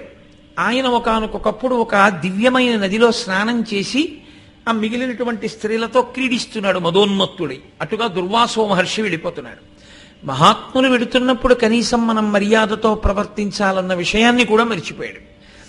ఆయన అన్నారు, నేను ఇలా వెడుతున్నప్పుడు కనీసం నీటిలోంచి బయటికి వచ్చి నమస్కరించాలనేటటువంటి ఇంగిత జ్ఞానం కూడా మర్చిపోయి యథేచ్ఛగా ప్రవర్తిస్తున్న నీకు గంధర్వ జన్మెందుకు? కాబట్టి నువ్వు నీటిలో మొసలివై పుట్టెదవుగాక అన్న. ఇప్పుడు ఆయనకి ఉన్నటువంటి పైత్యం అంతా విరిగిపోయింది. వచ్చి దుర్వాసో మహర్షి కాళ్ళ మీద పడ్డారు. మహాత్ముల కోపం గడ్డిమంట. కాబట్టి వెంటనే దుర్వాసో మహర్షి అన్నారు, నీవు నీటిలో మసలివయ్యుండి ఏనాడు పరమేశ్వరుడి పాదం పట్టుకుంటావో ఆనాడు నీకు శాప విమోచనం అన్నారు. అంటే ఆయన హడిలిపోయి అన్నాడు, పరమేశ్వరుడు నీళ్లలో కాళ్ళు ఎందుకు ఎడతాడు, నేను ఆయన కాళ్ళు అట్టుకుంటానా? అది సంభవమా? ఎలా కుదురుతుందన్నాడు. నీకెందుకు ఆబెంగా? వస్తాడు ఒకనాడు పరమేశ్వరుడు భూమండలం మీదకి. ఏ రూపంలో వస్తాడు నీకు అనవసరం. వచ్చి నదిలో దిగుతాడు. దిగినప్పుడు ఆయన కాలు పట్టుకుంటావు, పట్టుకున్నప్పుడు నీకు శాప విమోచనం. కాబట్టి ఇప్పుడు ఆ గంధర్వుడు మొసలి రూపంలో పట్టుకున్నాడు. ఆ పాదం ఏ సామాన్యమైన పాదమా? సాక్షాత్ పరమశివుని యొక్క పాదం. ఆ పాదం అదే నిరూపిస్తోంది శంకరాచార్యులు వారు సాక్షాత్ పరమశివావతారం అని. ఆ పాదం పట్టుకోగానే ఆ గంధర్వుడికి శాప విమోచనం అయిపోయి ఆయన సంతోషంగా నమస్కరించి రథం ఎక్కి వెళ్ళిపోయాడు. ఇక్కడ శంకరులు సన్యసించారు. సన్యసించి బయలుదేరారు. సరే, శంకరుడు సన్యసించి బయలుదేరే ముందు అమ్మగారికి మాట ఇచ్చారు, అమ్మా నీవు శరీరం విడిచిపెట్టేసేటటువంటి సమయం ఆసన్నమైనప్పుడు నన్ను స్మరిస్తే నేను ఎక్కడ ఉన్నా నీ దగ్గరికి వచ్చి నీ దహన సంస్కారం నీ చేస్తాను అన్నారు. సన్యాసి చెయ్యొచ్చా అలా తల్లికి? అన్నదమ్ములు లేరు, అక్క చెల్లెళ్ళు లేరు, తండ్రి గారు లేరు, తానేమో కారణజన్ముడు అవతారమూర్తి సన్యసిస్తున్నారు. అయినా తల్లి పట్ల మర్యాద తల్లి పట్ల మర్యాదే. ఆమె శరీరాన్ని దహించడం, తద్దినం పెట్టడం మొదలైనటువంటి విషయాల జోలికి శంకరులు వెళ్ళలేదు. అమ్మని విష్ణు పార్షదులతో పంపించేశారు. కాబట్టి అమ్మా నీ దహన సంస్కారం నేను చేస్తానమ్మా అన్నారు. ఆఖరణ వచ్చారు కూడా. వచ్చి అమ్మగారికి దహన సంస్కారం చేశారు. అంటే శంకరుల జీవితంలో అమ్మకి ఇచ్చినటువంటి గౌరవం ఎంత గొప్పదో మీరు ఆలోచించండి. అమ్మకి ఇంత గౌరవం ఇచ్చినటువంటి జాతి. సన్యాసి కూడా అమ్మని అంత గౌరవించాలి అని చెప్పిన జాతి. అమ్మ అంటే పరదేవతయే అని చెప్పిన జాతి. అమ్మకి ప్రదక్షిణం చేసినా, అమ్మకి నమస్కారం చేసినా, కాశీయాత్ర చేసినట్టు, రామేశ్వరంలో 100 మాటలు స్నానం చేసినట్లు అని చెప్తున్నాయి. అటువంటి అమ్మని అవాకులు చవాకులు అనడం, అమ్మ పెద్దదైపోతే అనాథ శరణాలయాల్లో చేర్పించడం, దేశానికి ఏదో పెద్ద ఉద్ధరణ చేసేస్తున్నట్టు 4 రూపాయలు ఉండేటప్పటికి వృద్ధాశ్రమాలు పెట్టి అక్కడ వృద్ధుల్ని చేర్చండి అని ఒక కొత్త రకమైన ప్రబోధాన్ని లోకంలోకి తీసుకెళ్లడం ప్రమాదకరమైన పోకడ. శంకర విజయాలు నేర్పండి పిల్లలకి, శంకర విజయాలు ప్రచారం చెయ్యండి, శంకర విజయాలు ప్రవచనం చెయ్యండి, శంకరాచార్యుల వారి జీవితం నేర్పండి. ఏ పిల్లవాడు ఏ తల్లిని అనాథ శరణాలయంలో చేర్పించడం. ఉన్న వృద్ధాశ్రమాలు మూతబడిపోవాలి తప్ప కొత్త వృద్ధాశ్రమాలు రావలసిన అవసరం ఈ జాతికి ఉండకూడదు. అలా ఉండకూడదు అంటే శంకర విజయాలు లాంటి వాటి యొక్క యథార్థ స్వరూపాన్ని మనం తెలుసుకోవాలి. అమ్మకి అన్నం పెడుతున్నాననకూడదు, అమ్మ చేతి అన్నం తింటున్నాననాలి. అమ్మని సేవించిన వాడెవరో వాడు అన్ని పూజలు చేసినవాడే, వాడికి పరిపూర్ణమైన ఈశ్వరానుగ్రహం ఉంటుంది. అమ్మ ఉండడమే జీవితంలో గొప్ప వరం. అమ్మ ఒక్క తుంటే చాలు. అమ్మ చేతితో తిన్న అన్నం అమృతం. అమ్మకి చేసిన నమస్కారం చాలు, పరదేవతకి చేసిన నమస్కారం. అమ్మ ఆశీర్వచనం చాలు, 33 కోట్ల మంది దేవతల ఆశీర్వచనం. అటువంటి అమ్మ జీవితంలో వెళ్ళిపోవడమే అత్యంత బాధాకరమైన విషయం, దురదృష్టం, దరిద్రం. అటువంటి అమ్మని ఎంత గౌరవించాలో నేర్పడం మానేసి అమ్మ మీద అక్కర్లేని హాస్యాలు చేయడం, అమ్మని కూడా చూడకూడనటువంటి రీతిలో చూసి, అసలు ఈ దేశానికి మదర్స్ డే అన్న మాట ఒకటి ఉందండి. ఎప్పుడైనా అమ్మని తలుచుకోవడానికి ఓ రోజా? అమ్మని బతికున్నంత కాలం కాదు, సన్యసించిన తరువాత కూడా అమ్మ కనబడితే లేచి నమస్కరించమని చెప్పినటువంటి దేశంలో అమ్మని గౌరవించడానికి ఒక రోజు కేటాయించవలసిన దౌర్భాగ్య సంస్కారం మనం నేర్చుకోవడమా? శంకర విజయాలు చదువుకోవాలి, శంకర విజయాలు ప్రచారం చెయ్యాలి. ప్రచారం చేస్తే తల్లిని ఎంత గౌరవించాలో, తల్లి పట్ల ఎంత మర్యాదతో ఉండాలో మనకు అర్థమవుతుంది. శంకరాచార్యుల వారు తన జీవితంలో కొన్ని ప్రకటనంగా చెప్పారు, కొన్ని దేశానికి ఆదర్శం నేర్పాలి కాబట్టి ప్రకటనంగా నోరు విప్పి వాదన రూపంలో కాకుండా కేవలం తన ప్రవర్తన చేత నిరూపించారు. గురువు పట్ల ఎంత గౌరవంగా ఉండాలో నేర్పినది శంకర భగవత్పాదులే. ఆయన చూడకూడనిది చూస్తే గురువుగారి పేరు తలుచుకునేవారు. పరమేశ్వరుడు ఆయన సాక్షాత్తుగా, ఆయనకు అవసరమా గురువుగారు? కాదు. గురువుగారు లేని విద్య గుడ్డి విద్య. కాబట్టి గురువుని ఎంత గౌరవించాలో మనకి శంకర భగవత్పాదులు నేర్పారు. అందుకే వెతుక్కుంటూ వెళ్ళారు గోవింద భగవత్పాదుల కోసం. మహానుభావుడు అంతర్ముఖుడై ఉన్నాడు. నర్మదా నది పెద్ద ప్రవాహంతో ముంచెత్తుతోంది. ముంచెత్తుతుంటే అందరూ గోవింద భగవత్పాదులు గుహ దగ్గరికి వచ్చారు. ఆయన మహాత్ముడు, ఏమైనా పరిష్కారం చెయ్యగలరని. ఆయన అంతర్ముఖులై ఉన్నారు. శంకరాచార్యుల వారు వెళ్ళారప్పటికి ఆపసన్యాసం తీసుకుని, ఇంకా శాస్త్రీయ సన్యాసం తీసుకోలేదు, గురువుగారి దగ్గర తీసుకోవాలి మహావాక్యోపదేశమును. వెళ్ళి నిలబడితే నర్మదా నది వచ్చేస్తోంది విపరీతమైన ప్రవాహంతో, వరద. చుట్టూ ఉన్న వాళ్ళు ఆయన తేజస్సుని చూసి, నాయనా ఈ వరద ఆపు అన్నారు. ఇలా అన్నారంతే శంకరులు. అలా నిలబడింది ప్రవాహం. కమండలం చూపించి ఇందులోకి రా అన్నారు. మొత్తం వరద నీరంతా నర్మదా నది జలాలన్నీ ఆయన కమండలంలోకి వచ్చాయి. బహిర్ముఖులయ్యారు గోవింద భగవత్పాదులు. అడగాలి కాబట్టి అడిగారు. కస్త్వం దశశ్లోకి అప్పుడు వచ్చింది. 10 శ్లోకాల్లో చెప్పారు, నేను కేవలముగా శివస్వరూపాన్ని, అంటే శిష్యస్వరూపంగా. నేను ఈ కాళ్ళు కాదు, చేతులు కాదు, మాంసం కాదు, సప్తధాతువులు కాదు, నేను కేవలము శివస్వరూపాన్ని, ఆత్మ చైతన్యాన్ని, అంతే. మహావాక్యోపదేశం చేశారు మహానుభావుడికి. శాస్త్రీయ సన్యాసం ఇచ్చారు, పేరు మాత్రం అంతే. ఎందుకంటే శంకరోతి ఇది శంకర, లోకానికి సుఖాన్ని చూపించడానికి, ధర్మాన్ని నేర్పడానికి వచ్చిన వ్యక్తికి పేరు మారిస్తే ఎలా? అందుకే సన్యాసానికి పూర్వాశ్రమంలో, సన్యాసాశ్రమంలో కూడా ఒకే పేరుతో ఉన్న వ్యక్తి శంకర భగవత్పాదులే. ఆయనకి ఆ పేరు మాత్రం అలాగే ఉండిపోయింది. అటువంటి శంకర భగవత్పాదులు అమ్మగారి పట్ల అంత గౌరవం చూపించారు, గురువు గారి పట్ల అంత గౌరవం చూపించారు. మీరు ఇప్పటికీ కాలడీ అగ్రహారానికి వెడితే సచ్చిదానంద శివాభినవ నరసింహ భారతీ స్వామి వారు శృంగగిరి పీఠాధిపత్యం వహించారు. మహానుభావుడు ఆ రోజుల్లో అది ఒక ఎస్టేట్లో ఉండిపోతే వెతికి వెతికి వెతికి వెతికి ఆయన దివ్య దృష్టితో ఆయన తపస్సు చేసి ఆయన తెలుసుకున్నారు అక్కడుంది శంకరులు పుట్టిన ఇల్లని. తెలుసుకుని ఆ భూమి బహుమానంగా ఇచ్చేశారు ఆ జమీందార్. ఇచ్చేస్తే శంకరాచార్యుల వారు ఏ గదిలో పుట్టారో ఆ గది కూడా ఇప్పటికీ ఉంది. ఎక్కడ శంకరాచార్యుల వారు తన తల్లిగారికి చిట్ట చివరి సంస్కారం చేశారో ఆ సమాధి కూడా ఉంది. శంకరాచార్యుల వారు తీసుకొచ్చిన పూర్ణానది వారి ఇంటి ముందు నుంచి ప్రవహిస్తూ మీకు కనపడుతుంది. శంకరులు స్నానం చేసినప్పుడు వారి కాలిని మొసలు పట్టుకున్నటువంటి రేవు కూడా ఉంది. నేను మీ అందరినీ ప్రార్థన చేసేది ఒక్కటే, మీ పిల్లల్ని సినిమాలకి తీసుకెళ్లొద్దని నేను అంటలేదు, షికార్లకి తీసుకెళ్లొద్దని నేను అంటలేదు. కానీ మీ పిల్లలకి మీరు అందించవలసినటువంటి గొప్ప సంస్కారం ఒకటి ఉంది. కేవలముగా ఏదో రోజుకి 20 గంటలు చదివి మల్టిపుల్ క్వశ్చన్స్ ఆన్సర్ చేయడంలో స్పీడ్ అందించడం ఒకటే కాదు. వేసంగి సెలవుల్లో చక్కగా మీ పిల్లల్ని తీసుకుని కాలడి అగ్రహారానికి వెళ్ళండి, ఆ పూర్ణానదిని చూపించండి, శంకరాచార్యుల వారు పుట్టిన గది చూపించండి, శంకరాచార్యుల వారు వాళ్ళ అమ్మగారిని సమాధి చేసినటువంటి ఆ ప్రదేశాన్ని చూపించండి. ఇప్పటికీ దీపం వెలుగుతుంటుంది ఆర్యాంబ గారి యొక్క ఆవిడికి అంత్యేష్టి సంస్కారం నిర్వహింపబడినటువంటి ప్రదేశం దగ్గర. ఆ పూర్ణానది ఘాట్ చూపించండి. దానికి ఇప్పటికీ మొసలి శంకరుల పాదం పట్టుకున్నది అని అర్థం వచ్చే పేరుతోటే పిలుస్తారు ఆ ఘాట్ని. ఆ ఘాట్లో మీరు స్నానం చెయ్యండి, మీ పిల్లలతో స్నానం చేయించండి. ఒక్కసారి ఆ మలయాళ దేశంలో ఉన్నటువంటి ఆ కాలడి అగ్రహారాలు చూపించండి, ఆ కావులు చూపించండి, ఆ ఆతృతులు చూపించండి, వాళ్ళు ఎలా అధ్యయనం చేస్తారో చూపించండి. మీ పిల్లల చిన్న మనస్సుల్లో ఒక గొప్ప సంస్కార బీజాన్ని నాటండి.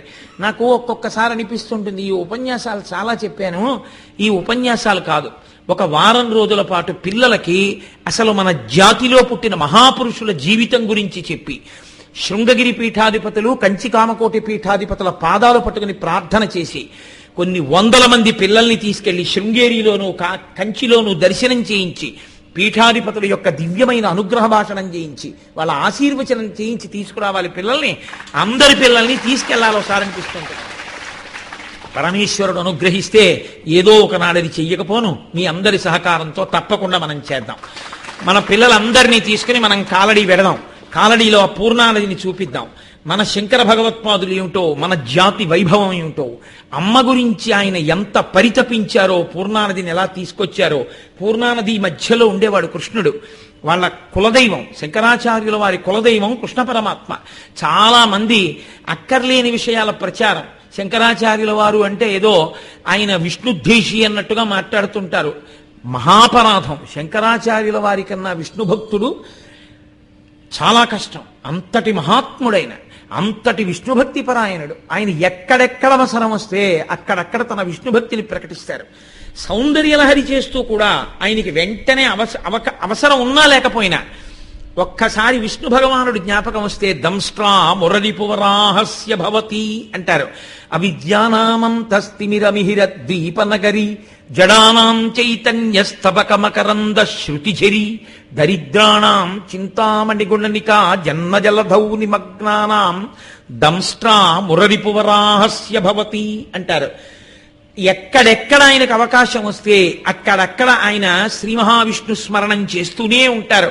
అసలు ఆ మాటకొస్తే లోకానికంతటికీ గోవిందనామం చెప్పండి, గోవిందనామం చెప్పండి అని నేర్పినటువంటి గొప్ప వ్యక్తి శంకర భగవత్పాదులే. భజ గోవిందం భజ గోవిందం గోవిందం భజ ముఠమతే అని చెప్పింది శంకర భగవత్పాదులే. ఆనాటి నుంచే కదా మనందరం ఎక్కడికెళ్ళినా గోవిందా గోవిందా అనడం నేర్చుకున్నాం. గోవిందనామానికి అంత ప్రచారం తెచ్చింది శంకరాచార్యుల వారి. కాబట్టి అటువంటి శంకర భగవత్పాదులు తన జీవితంలో తన ప్రవర్తనతో ఎన్నో నేర్పారు మనకి. మీరు తెలుసుకోండి ఈ విషయాలని అని. చంద్రశేఖరేంద్ర సరస్వతి మహానుభావుడు, అపరశంకరావతారం, 100కి 100 సన్యాస ధర్మాన్ని పాటించినటువంటి వ్యక్తి. 90 సంవత్సరములు వయస్సు దాటిపోయిన తరువాత కూడా వెళ్ళవలసి వస్తే ఎదురుగుండా ఒక రిక్షా ముందు వెడుతూ ఉంటే దాన్ని పట్టుకుని సత్యదండాన్ని పట్టుకుని నడిచి వెళ్ళారు తప్ప ఎన్నడూ వాహనం ఎక్కనటువంటి గొప్ప సన్యాసి. శంకరుల తర్వాత మళ్ళీ అంత సన్యాస ధర్మం పాటించిన ఏకైక పీఠాధిపతి చంద్రశేఖరేంద్ర సరస్వతి ఒక్కరే. అంతటి మహానుభావుడైన అటువంటి మహానుభావుడు ద్రవిడ దేశంలో రిక్షా పట్టుకుని 90 సంవత్సరములపై చిలుకు వయస్సులో సత్యదండం పట్టుకుని నడిచి వెళ్ళిపోతుంటే వడిలిపోయి ముద్దైపోయిన మనిషి ధర్మం కోసం అలా కట్టుబడిపోయారు. శంకరులు ఎలా కట్టుబడ్డారో అలా కట్టుబడ్డారు ఆయన. ఎదురుగుండా వస్తున్నటువంటి బస్సుల్లో చెప్పులు ఇప్పేసి బస్సులు దిగిపోయి రోడ్డుకి 2 పక్కలా నించుని పరమాచార్య స్వామి వెళ్ళిపోయేంత వరకు 2 చేతులు జోడించి నమస్కరిస్తూనే ఉండేవారు. పరమాచార్య ముందుకి నడిచి వెళ్ళిపోయిన తర్వాత బస్సులు వెళ్ళేవి. అంత గౌరవాన్ని పొందిన వ్యక్తి. బ్రతికినప్పుడు శరీరం విడిచిపెట్టిన తరువాత కూడా ఆయన్ని దర్శించడానికి పైన చొక్కాతో బనీంతో ఎవరు వెళ్ళలేదు అంటే ఆయన ఎంత ధర్మాన్ని పాటించారో చూడండి. అంతటి మహా తేజోంశ సంభవులు పుట్టిన భూమి, అంతటి మహాపురుషులు తిరుగాడిన భూమి. మీ పిల్లలకు అవి చూపించండి తప్ప ఇంట్లో కూర్చుని చూపించకూడనివన్నీ పిల్లలు చూస్తూ వాళ్ళు తల్లిదండ్రుల్ని ఉద్ధరించే వాళ్ళు కావాలి అనుకుంటే ఎలా తయారవుతారు పిల్లలు? ఇంట్లో అక్కర్లేని పుస్తకాలు ప్రతి నెలా కొని బైండింగులు చేయించి మరి ఇంట్లో పెద్దవాళ్లే చదివితే శంకర విజయాల పుస్తకం మాత్రం ఇంట్లో లేకపోతే పిల్లలకి సంస్కారం రమ్మంటే ఎక్కడి నుంచి వస్తుంది? శంకర విజయాల ప్రవచనం జరుగుతున్నప్పుడు 10 మంది పిల్లల్ని పెద్దవాళ్ళు తీసుకురావాలనేటటువంటి సంస్కారాన్ని ప్రదర్శించకపోతే జాతికి శంకరుల వైభవం ఎలా ప్రవహిస్తుంది, ఎలా అందుతుంది? పెద్దవాళ్ల మీద కర్తవ్యం ఉంది. మనం శంకరాచార్యుల వారి యొక్క జీవితానికి సంబంధించిన విషయాల్ని మనం చదవాలి, మన పిల్లలకి నేర్పాలి. వారు చెప్పిన ఒక్కొక్క మాట, వారు చేసిన పరిశ్రమ వృధా పోకూడదు. భవిష్యత్ తరాలకి అందించవలసినటువంటి బాధ్యత మన మీద ఉంది. కాబట్టి శంకరులు అమ్మ కోసం పూర్ణానదిని తీసుకొచ్చారు. ఆ పూర్ణానది మార్గం తప్పడంలో, అమ్మగారి కోసం ఇంటికి దగ్గరగా రావడంలో ప్రవాహ వేగం కృష్ణ పరమాత్మ దేవాలయాన్ని ముంచెత్తింది. ముంచెత్తితే కృష్ణ భగవానుడు శంకరుల్ని అడిగాడు, ఏమయ్యా నీ కులదైవాన్ని నువ్వేమో నదిని ఇంటి ముందుకు రమ్మన్నావు, దేవాలయాన్ని ముంచెత్తింది, ఇప్పుడు నా పరిస్థితి ఏమిటని అడిగారు. శంకర భగవత్పాదులు ఆ కృష్ణ పరమాత్మ మూర్తిని తీసుకొచ్చి కాలడిలో నది ఒడ్డున తను ఉంటున్నటువంటి ఇంటి పక్కన దేవాలయ నిర్మాణం పూర్తి చేశారు. ఆ దేవాలయ నిర్మాణం పూర్తి అయ్యేప్పటికీ శంకరులు సన్యసించారు. ఆ దేవాలయాన్ని ఒడ్డున కట్టారు. అంటే బాల్యంలోనే అంత కృష్ణానుభవాన్ని పొందినటువంటి వ్యక్తి, అంత కృష్ణానుగ్రహాన్ని పొందినటువంటి వ్యక్తి. అంటే మీరు నన్ను ఒక మాట అడిగచ్చు, ఆయనే శంకరులు కదండి, ఆయనకి మళ్ళీ కృష్ణానుభవం ఏమిటండి అని. అంటే భక్తి చేత, నిష్ఠ చేత ఈశ్వరానుగ్రహాన్ని పొందొచ్చు అని మనకి అంత గొప్పగా నిరూపణ చేసినటువంటి వ్యక్తి. ప్రతిదాన్ని ఏదో చిన్న విషయం కింద కొట్టిపారేయకూడదు మనం. శంకరులంతటి వారు అవతార స్వీకారం చేస్తే ఉపనయనానికి వయసు పరిమితికి కట్టుబడ్డారు. మనం ఎందుకు కట్టుబడం? ఒంట్లో బాగుండకపోతే వెంటనే 10,000 20,000 ఖర్చు పెడుతున్నావు. నిన్ను ఆడంబరంగా చేయమని ఎవరు చెప్పారు? నీ కొడుక్కి ఉపనయనం చేయడానికి 1000 మందిని పిలవమని శాస్త్రం చెప్పలేదే. ఎలా చెయ్యాలో అలా చేస్తే చాలు. కొడుక్కి ఉపనయనం చేయడం ప్రధానం. ఏమంటే ఎందుకు 8 సంవత్సరాలంత గుడ్డె బాదుకుంటారు మీరంటారేమో. ఏమి 26 సంవత్సరములు దాటిపోయినటువంటి వాడు ఈ ప్రభుత్వం యొక్క సేవలో వచ్చి చేరడానికి అనర్హుడు అని ప్రభుత్వం అందనుకోండి ఒక వయసు పెట్టి, మీకు అన్ని అర్హతలు ఉన్న ప్రభుత్వం ఆ వయసు దాటిపోతే మీకు ఉద్యోగం ఇవ్వను అంటే మీరు మానేస్తున్నారా లేదా? ఈ వయసు దాటిపోతే నువ్వు ఎంత పెద్ద పదవికైనా సరే ఆ పదవిలో ఉండడానికి నువ్వు అనర్హుడవి అంటే మీరు దిగిపోతున్నారా లేదా? మీ ఒంట్లో ఎంత ఓపిక ఉన్నా 60 ఏళ్ళు వచ్చాయి నువ్వు ఇంటికి వెళ్ళిపో అని చెప్పి పదవీ విరమణ చేయించేస్తే మీరు ఇంటికి వెళ్ళిపోతున్నారా లేదా? మీరు పెట్టుకున్న నియమాలకి మీరంత గౌరవం ఇస్తే వేదం చెప్పిన నియమాన్ని గౌరవించడానికి మీరు ఎందుకు ముందుకు రారు? ఈశ్వరుడు పెట్టిన నియమాన్ని కూడా గౌరవించడం చేత కావడమే భక్తి అన్న మాటకు అర్థం. కాబట్టి శంకరులు మనకి చూపించారు గౌరవం అంటే ఏమిటో, ఎలా ఈశ్వర వాక్కుని ఎంత భక్తితో పాటించాలో మనకి నేర్పారు. శంకరుల జీవితాన్ని మన జీవితంలో సమన్వయం చేసుకుని ఎంత జాగ్రత్తగా మనం కూడా ప్రవర్తించవలసి ఉంటుందో తెలుసుకున్న నాడే శంకర భగవత్పాదుల యొక్క అనుగ్రహం మనకి పరిపుష్టం అవుతుంది. కాబట్టి మహానుభావుడు తల్లి కొరకు పూర్ణానదిని ప్రవహింపచేశారు. అటువంటి శంకరుల జీవితంలో బ్రహ్మచారిగా ఉండగా అత్యద్భుతమైన సంఘటన. అసలు నేను ఆ సంఘటనని మినహాయిస్తే ఈ ఉపన్యాసాలకు అర్థమే ఉండదు. శంకరులు బ్రహ్మచారిగా ఉండగా భిక్ష కొరకు ఒక బ్రాహ్మణ కుటుంబం ఇంటి దగ్గరికి వెళ్ళారు. ఆ రోజు ద్వాదశి తిథి. భవతి భిక్షాందేహి అన్నారు. పాప ఆ ఇంట్లో ఉన్న బ్రాహ్మణి అంటే బ్రాహ్మణుని భార్య. ఆమె అయ్యో ఇంటి ముందుకి బ్రహ్మచారి వచ్చాడు, ఏదో ఒకటి వెయ్యాలి. అసలు గృహస్థాశ్రమంలో ఉండడం ఎందుకు అంటే ఇంటికొచ్చిన బ్రహ్మచారికి ఇంటికొచ్చిన సన్యాసికి భిక్ష పెట్టడానికే. అలాంటిది గృహస్థాశ్రమంలో ఉండి ఇంత తేజోవంతమైనటువంటి బ్రహ్మచారి వస్తే భిక్ష పెట్టలేకపోతున్నాను. ఆవిడ ఎంతో బాధపడి ఇంట్లోకి వెళ్ళి అన్నీ వెతికింది. ఆవిడ ఒక పాడైపోతున్న ఉసిరికాయ ఒకటి ఆవిడికి దొరికింది. అంటే మీరు ఇక్కడ ఒక విషయాన్ని గమనించవలసి ఉంటుంది. ఉసిరికాయ మాత్రం ఎందుకుంది అని అనుమానం రావచ్చు.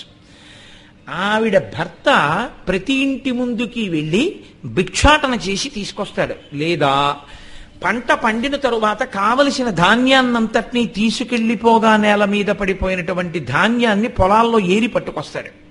ఆ రోజు ద్వాదశి తిథి, ఏకాదశి నాడు ఉపవాసం ఉంటారు. ద్వాదశి నాడు పారాయణ చెయ్యాలి. ఎంత తొందరగా వీలైతే అంత తొందరగా. సూర్యోదయం అవగానే అన్నం తినేసినా తప్పులేదు ద్వాదశి నాడు. ఎప్పుడు? ఏకాదశి నాడు ఉపవాసం ఉంటాయి. అంతేగాని ఏకాదశి ఉపవాసం మానేసి ద్వాదశి నాడు సూర్యోదయానికి తినేయమన్నారండి అలా అనకండి. ఏకాదశి ఉపవాసం ఉంటే ద్వాదశి నాడు పారణకి సూర్యోదయం చాలు అని చెప్పాను అంతే నేను. ద్వాదశి నాడు ఏకాదశి ఉపవాసం ఫలించాలి అంటే ద్వాదశి పారణలో ఉసిరికాయ తప్పకుండా తినాలి. ఉసిరికాయ లేకుండా భోజనం చేయకూడదు. అందుకని ఆయన తీసుకొచ్చి ఉసిరికాయ పెట్టాడు ఇంట్లో. అంటే ఆయన ఎంత ధర్మానికి కట్టుబడ్డవాడో చూడండి. ఆ ఉసిరికాయ మంచిది కాదు, కొంచెం పాడవుతున్న ఉసిరికాయ. ఎందుకో తెలుసా అండి? ఆయన ఓ మంచి ఉసిరికాయ అక్కడ దొరికిన తీయడు. ఎందుకు తీయడంటే అంటే ఎవరూ లేరు కదా అని పట్టుకుపోతున్నావా, మంచి మేము తర్వాత వచ్చి ఏరుకోమా అంటారేమోనని ఓ వేళ మంచి ఉసిరికాయ దొరికినా ఆయన తీసుకోడు. దెబ్బ తినేసి పాడయి ఇసకంటుకు పోయి ఇంకా దాన్ని ఎవరూ తీసుకోరన్న ఉసిరికాయని తెచ్చి ఆయన ఇంట్లో పెట్టుకుంటాడు. అంతటి ధర్మాత్ముడు ఆ బ్రాహ్మణుడు. ఆ బ్రాహ్మణి అంతటి పతివ్రత, భర్తని అనుగమించింది అంత దరిద్రంలో కూడా.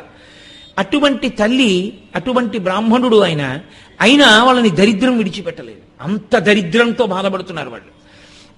ఆవిడ ఏడిచింది శంకరాచార్యులు వారి దగ్గరికి వచ్చి. ఎందుకని నోటితో ఏం అనలేదు. ఇంతటి తేజోమూర్తి, ఇంత గొప్ప బ్రహ్మచారి ఇంటి ముందుకొచ్చి భవతి భిక్షాం దేహి అన్నాడు. వెయ్యడానికి ఏమీ లేదు ఈ ఉసిరికాయ తప్ప అని, ఈ ఉసిరికాయ తప్ప ఏమీ ఇవ్వలేకపోతున్నానే అని ఏడిచింది. అందుకే హ్రియాదేయం భియాదేయం. ఇచ్చేటప్పుడు సిగ్గుపడుతూ ఇవ్వాలి. ఇంతకన్నా ఇవ్వలేకపోయాను అని సిగ్గుపడాలి. అంతేగాని ఇంత ఇచ్చాను అని బోరలు విరుచుకుని ఇవ్వకూడదు. అంతకన్నా దోషం ఇంకోట్లేదు.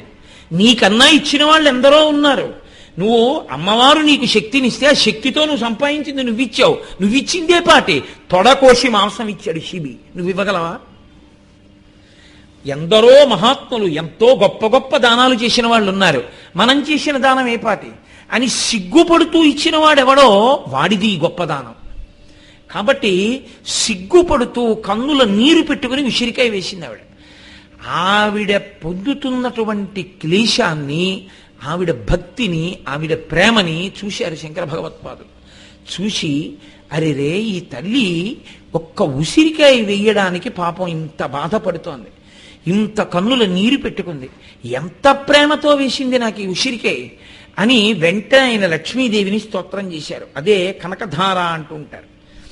ఆ స్తోత్రంతో ఆయన చేసేటప్పుడు అమ్మవారిని వందే వందారు మందారం ఇందిరానంద కందలం అమందానంద సందోహ బంధురం సింధురాననం అంగం హరేహ పులకభూషణమాశ్రయంతి భృంగంగనేవ ముకుళాభరణంతమాలం అంగీకృతాఖిల విభూతిరపాంగలీలా మాంగల్యదాస్తు మమ మంగళ దేవతాయాః ముగ్ధా ముహుర్విదదతి వదనే మురారేః ప్రేమత్రపా ప్రణిహితాని గతాగతాని మాలాదృశోర్మధుకరీవ మహోత్పలేయ సామే శ్రియం దిశతు సాగర సంభవాయా. ఎంత వయస్సు పిల్లాడు, 5 ఏళ్ల పిల్లవాడు చేసినటువంటి స్తోత్రం ఇది. అంత చిన్న వయస్సులో శంకరుల ప్రౌఢిమ. ఆయన మొట్టమొదట చేసిన స్తోత్రం లక్ష్మీదేవిని ఉద్దేశించి చేశారు. లక్ష్మీదేవి ప్రసన్నురాలైంది శంకరుల పట్ల.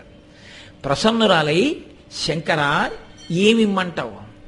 గతంలో ఆవిడ ఏదైనా పుణ్యం చేసి ఉంటే అడ్డు పెట్టి ఎంతైనా ఇస్తా. ఇదిగో ఈ పుణ్యం చేసింది చాలదా అని ఇస్తాను. అసలు చేసింది లేదు, ఏమనివ్వను. ఇప్పుడు చేసిన పుణ్యం లేదు, ఎక్కడి నుంచి తేను? మనిషి జీవితంలో దాచుకున్నది కాదు వెంట వచ్చేది, ఇచ్చుకున్నదేదో అది నిన్ను రక్షిస్తుందని శంకరాచార్యుల వారి ప్రారంభంలోనే లోకానికి నేర్పినటువంటి పాఠం. నువ్వు దాచుకున్నది నీది కాదు, నీ బిడ్డలు పంచుకుంటారు. అలాగని అంతా ఇచ్చేయమని నేను ప్రబోధం చెయ్యట్లేదు. కానీ ఉత్తర జన్మలలో మళ్ళీ ఈ చెయ్యి ఇలా పెట్టేది కాకుండా ఇలా అడుక్కునేది కాకూడదుగా. కాబట్టి ఈ జన్మలో నీ ఒంట్లో ఓపిక ఉండగా నీ శరీరంతో నీ బలంతో నువ్వు క్షేత్రదర్శనం చెయ్యాలి, తీర్థస్నానం చెయ్యాలి. నీ ఒంట్లో ఓపిక ఉండగా ఓ మంచి కార్యానికి ద్రవ్యం ఇచ్చుకోవాలి. ఒక మంచి పని జరుగుతోంది అంటే కాయికమైనటువంటి సేవ చెయ్యాలి. కంఠంతో ఈశ్వరుణ్ణి ప్రార్థన చెయ్యాలి. చేతులారంగ శివుని పూజింపడేని, నోరు నొవ్వంగ హరికీర్తి నుడువడేని, దయయు సత్యంబులోనుగా తలపడేని, కలుగనీటికి తల్లుల కడుపు చేటు అంటారు పోతన గారు. కాబట్టి ఈ సేవ చేయడం అన్నది చేత కాకపోతే ఉత్తర జన్మలు ఎంత భయంకరంగా ఉంటాయో మనకి కనకధార నిరూపిస్తుంది. కాబట్టి ఏమి లేదు చేసిన పుణ్యం, ఏది అడ్డు పెట్టి ఈవిడికి ఉపకారం చేయమంటావు అంటే శంకరుల కనకధారా స్తోత్రంలో జీవం ఒక మాట ఉంది, ఒక శ్లోకం. దద్యా దయానుపవనో ద్రవిణాంబుధారా అస్మిన్న కించన విహంగ శిశవ్విషణ్ణే దుష్కర్మ ధర్మమపనీయ చిరాయ దూరం నారాయణ ప్రణయిని నయనాంబువాహ. ఆయన లక్ష్మీదేవికి ఎంత గొప్పగా వినతి చేశారో చూడండి. ఆయన అన్నారు, అమ్మా ఈ బ్రాహ్మణి ఎవరో తెలుసా? విహంగ శిశౌ. ఎంత గొప్ప మాట అండి! ఎంత కారుణికులు, ఎంతటి దయామూర్తి! అంత చిన్న వయస్సు నుంచి అంత కష్టపడి తిరిగితే నడిచే దేవుడు పరమాచార్య ఒకప్పుడు ఒక మాట అన్నారు. మేము ఎప్పుడైనా ఎక్కడికైనా వెడితే మధ్యాహ్నానికి ఆ ఊరు చేరితే మాకు భిక్ష పెట్టేవాడు ఉన్నాడా అని చూసుకుని వెడతాం. ఆ రోజుల్లో శంకరాచార్యులు వారు వస్తున్నారంటే కత్తులు నూరుతున్న వాళ్ళ దగ్గరికి వెళ్ళారు, భిక్ష పెట్టేవాడు ఉన్న చోటికి కాదు. అలాంటి వాళ్ళ దగ్గరికి వెళ్ళి వాళ్ళు ఆయన పాదాల మీద పడేటట్టుగా ప్రేమతో వాళ్ళకి బోధ చేశారు తప్ప ఎవ్వరితో కఠినంగా మాట్లాడలేదు. అందుకే ఆలయం కరుణాలయం నమామి భగవత్పాద శంకరం లోకశంకరం. ఆయన శృతి స్మృతి పురాణానాం ఆలయం కరుణాలయం. ఆయనే కరుణాలయం. శంకర భగవత్పాదులు ఆయన పాదములు పట్టుకున్న వాడికి శృతి స్మృతి పురాణము ఏ విధమైన అనుమానం లేకుండా గోచరిస్తాయి, అవగాహనలోకి వస్తాయి. అంతటి మహానుభావుడు కనుక అద్భుతమైన వినతి చేశారు లక్ష్మీదేవికి. అమ్మా విహంగ శిశవ్విషణ్ణే, ఈమె పక్షి పిల్లమ్మా అన్నారు. ఏమి పక్షి పిల్ల? ఏ పక్షి పిల్ల శంకరా అని అడగాలి ఆవిడ. శంకరుల హృదయం ఏమిటో తెలుసా అండి? మనకి లోకంలో రెండు పక్షులు ఉంటాయి. అవి రెండు చాలా చమత్కారమైన పక్షులుగా చెప్తారు. అందులో ఒకటి చకోర పక్షి అని. అది చంద్రుడి నుంచి వచ్చేటటువంటి వెన్నెల తింటూ ఉంటుంది. శంకరులు సౌందర్యలహరిలో దాని మీద చమత్కారం చేశారు. స్మిత జ్యోత్స్నాజాలం తపవదన చంద్రస్య పిబతాం చకోరాణామాసీత్ అంటూ, అమ్మ చంద్రకిరణాలనుకుని నీ చిరునవ్వు కాంతులు తాగేసిందమ్మా, నోరు బెరడగట్టింది అన్నారు. చకోర పక్షి చంద్రుడి కాంతి తింటుంది. అలాగే సాధక పక్షి అనో పక్షి ఉంటుంది. అదొక చిత్రమైన పక్షి. ఆ పక్షికి ఈ కంఠం కింద కన్నం ఉంటుంది. ఈ కంఠం కింద కన్నం ఉన్న కారణం చేతది ముక్కుతో ఏదైనా ఇలా పట్టుకుని నోటితో మింగితే ఇక్కడి నుంచి కింద పడిపోతుంది. అందుకని దానికి కడుపు నిండదు. దానికి కడుపు నిండదు. పోనీ ఇలా ఏరుకున్నది ఇలా కిందకి పెట్టి కంఠం కన్నంలో పడేద్దాం అంటే అక్కడికి దాని ముక్కు అందదు. అది ఇలా వదిలినా కింద పడిపోతుంది. అందుకని దానికి ఆకలి తీరదు. దానికి లోకంలో ఆకలి తీరాలంటే ఒక్క మార్గం ఉంటుంది. ఆకాశం నుంచి వర్షం పడాలి. వర్షం పడితే ఆ పక్షి ఏం చేస్తుందంటే గాలిలోకి ఎగిరి మెడ తిప్పుతుంది. మెడ తిప్పితే ఆ కంఠపు కన్నంలోకి ఆ నీటి బిందువులు పడతాయి, వాటిని మింగుతుంది. మింగి ఆకలి తీర్చుకుంటుంది. ఆ వాన పడితే తప్ప దానికి కడుపు నిండదు. ఇప్పుడు శంకరాచార్యులు వారి కారుణ్యం అంటే అది కదిపేసింది లక్ష్మీదేవిని. ఆయన అన్నారు, ఇప్పుడు ఎవరో పెద్దవాళ్ళు ఉన్నారనుకోండి, ఆకలి వేసేస్తోంది, పరుసుపోయింది, యాత్రకు వెళ్ళాడు, రూపాయి లేదు, పైగా అబ్బా ఒక్క ప్లేట్ ఇడ్లీ తింటే బాగుండనిపిస్తోంది, 10 రూపాయలు లేవు. ఓర్చుకుంటాడు తప్ప అయ్యా పరుసుపోయిందండి, చాలా ఆకలేస్తోంది, ఒక 10 రూపాయలు ఉంటే ఇద్దరు అని అనలేడు గబుక్కుని. ఎందుకంటే ఇలాంటి వాళ్ళని చాలా మందిని చూసా అన్నారనుకోండి తలకాయ తీసేసినట్టుంటుంది, అడగలేడు. కానీ ఆయన ఈ చంటి పిల్లాడు ఉన్నాడు అనుకోండి పక్కన, వాడు ఊరుకోడు. వాడు నాన్నగారండి ఆకలి వేసేస్తోంది నాన్నగారండి, అమ్మ ఆకలమ్మా అమ్మ ఆకలమ్మా నాన్నగారండి ఆకలండి అని ఏడుస్తాడు. ఈయన ఏం చేయలేక ఆ కోపంలో నోరు ముయ్యి అంటుంటే నాన్నగారండి ఆకలి నాన్నగారండి అని ఏడుస్తాడు. అలా పెద్దవాళ్ళు ఏడవరు, ఆకలికి పిల్లలు ఏడుస్తారు.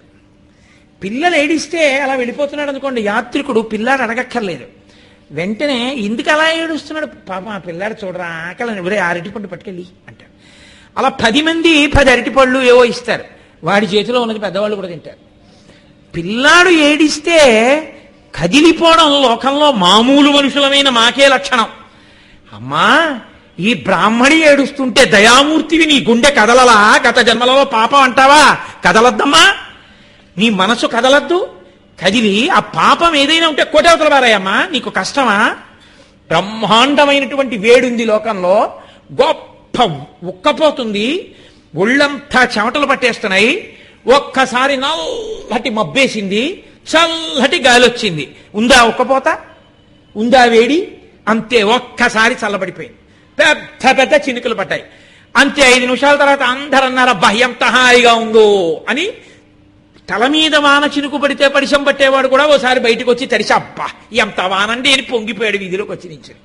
ఆ జల్లు గాలికి ఇలా మీద పడుతుంటే పరవశించిపోయాడు అబ్బా అని.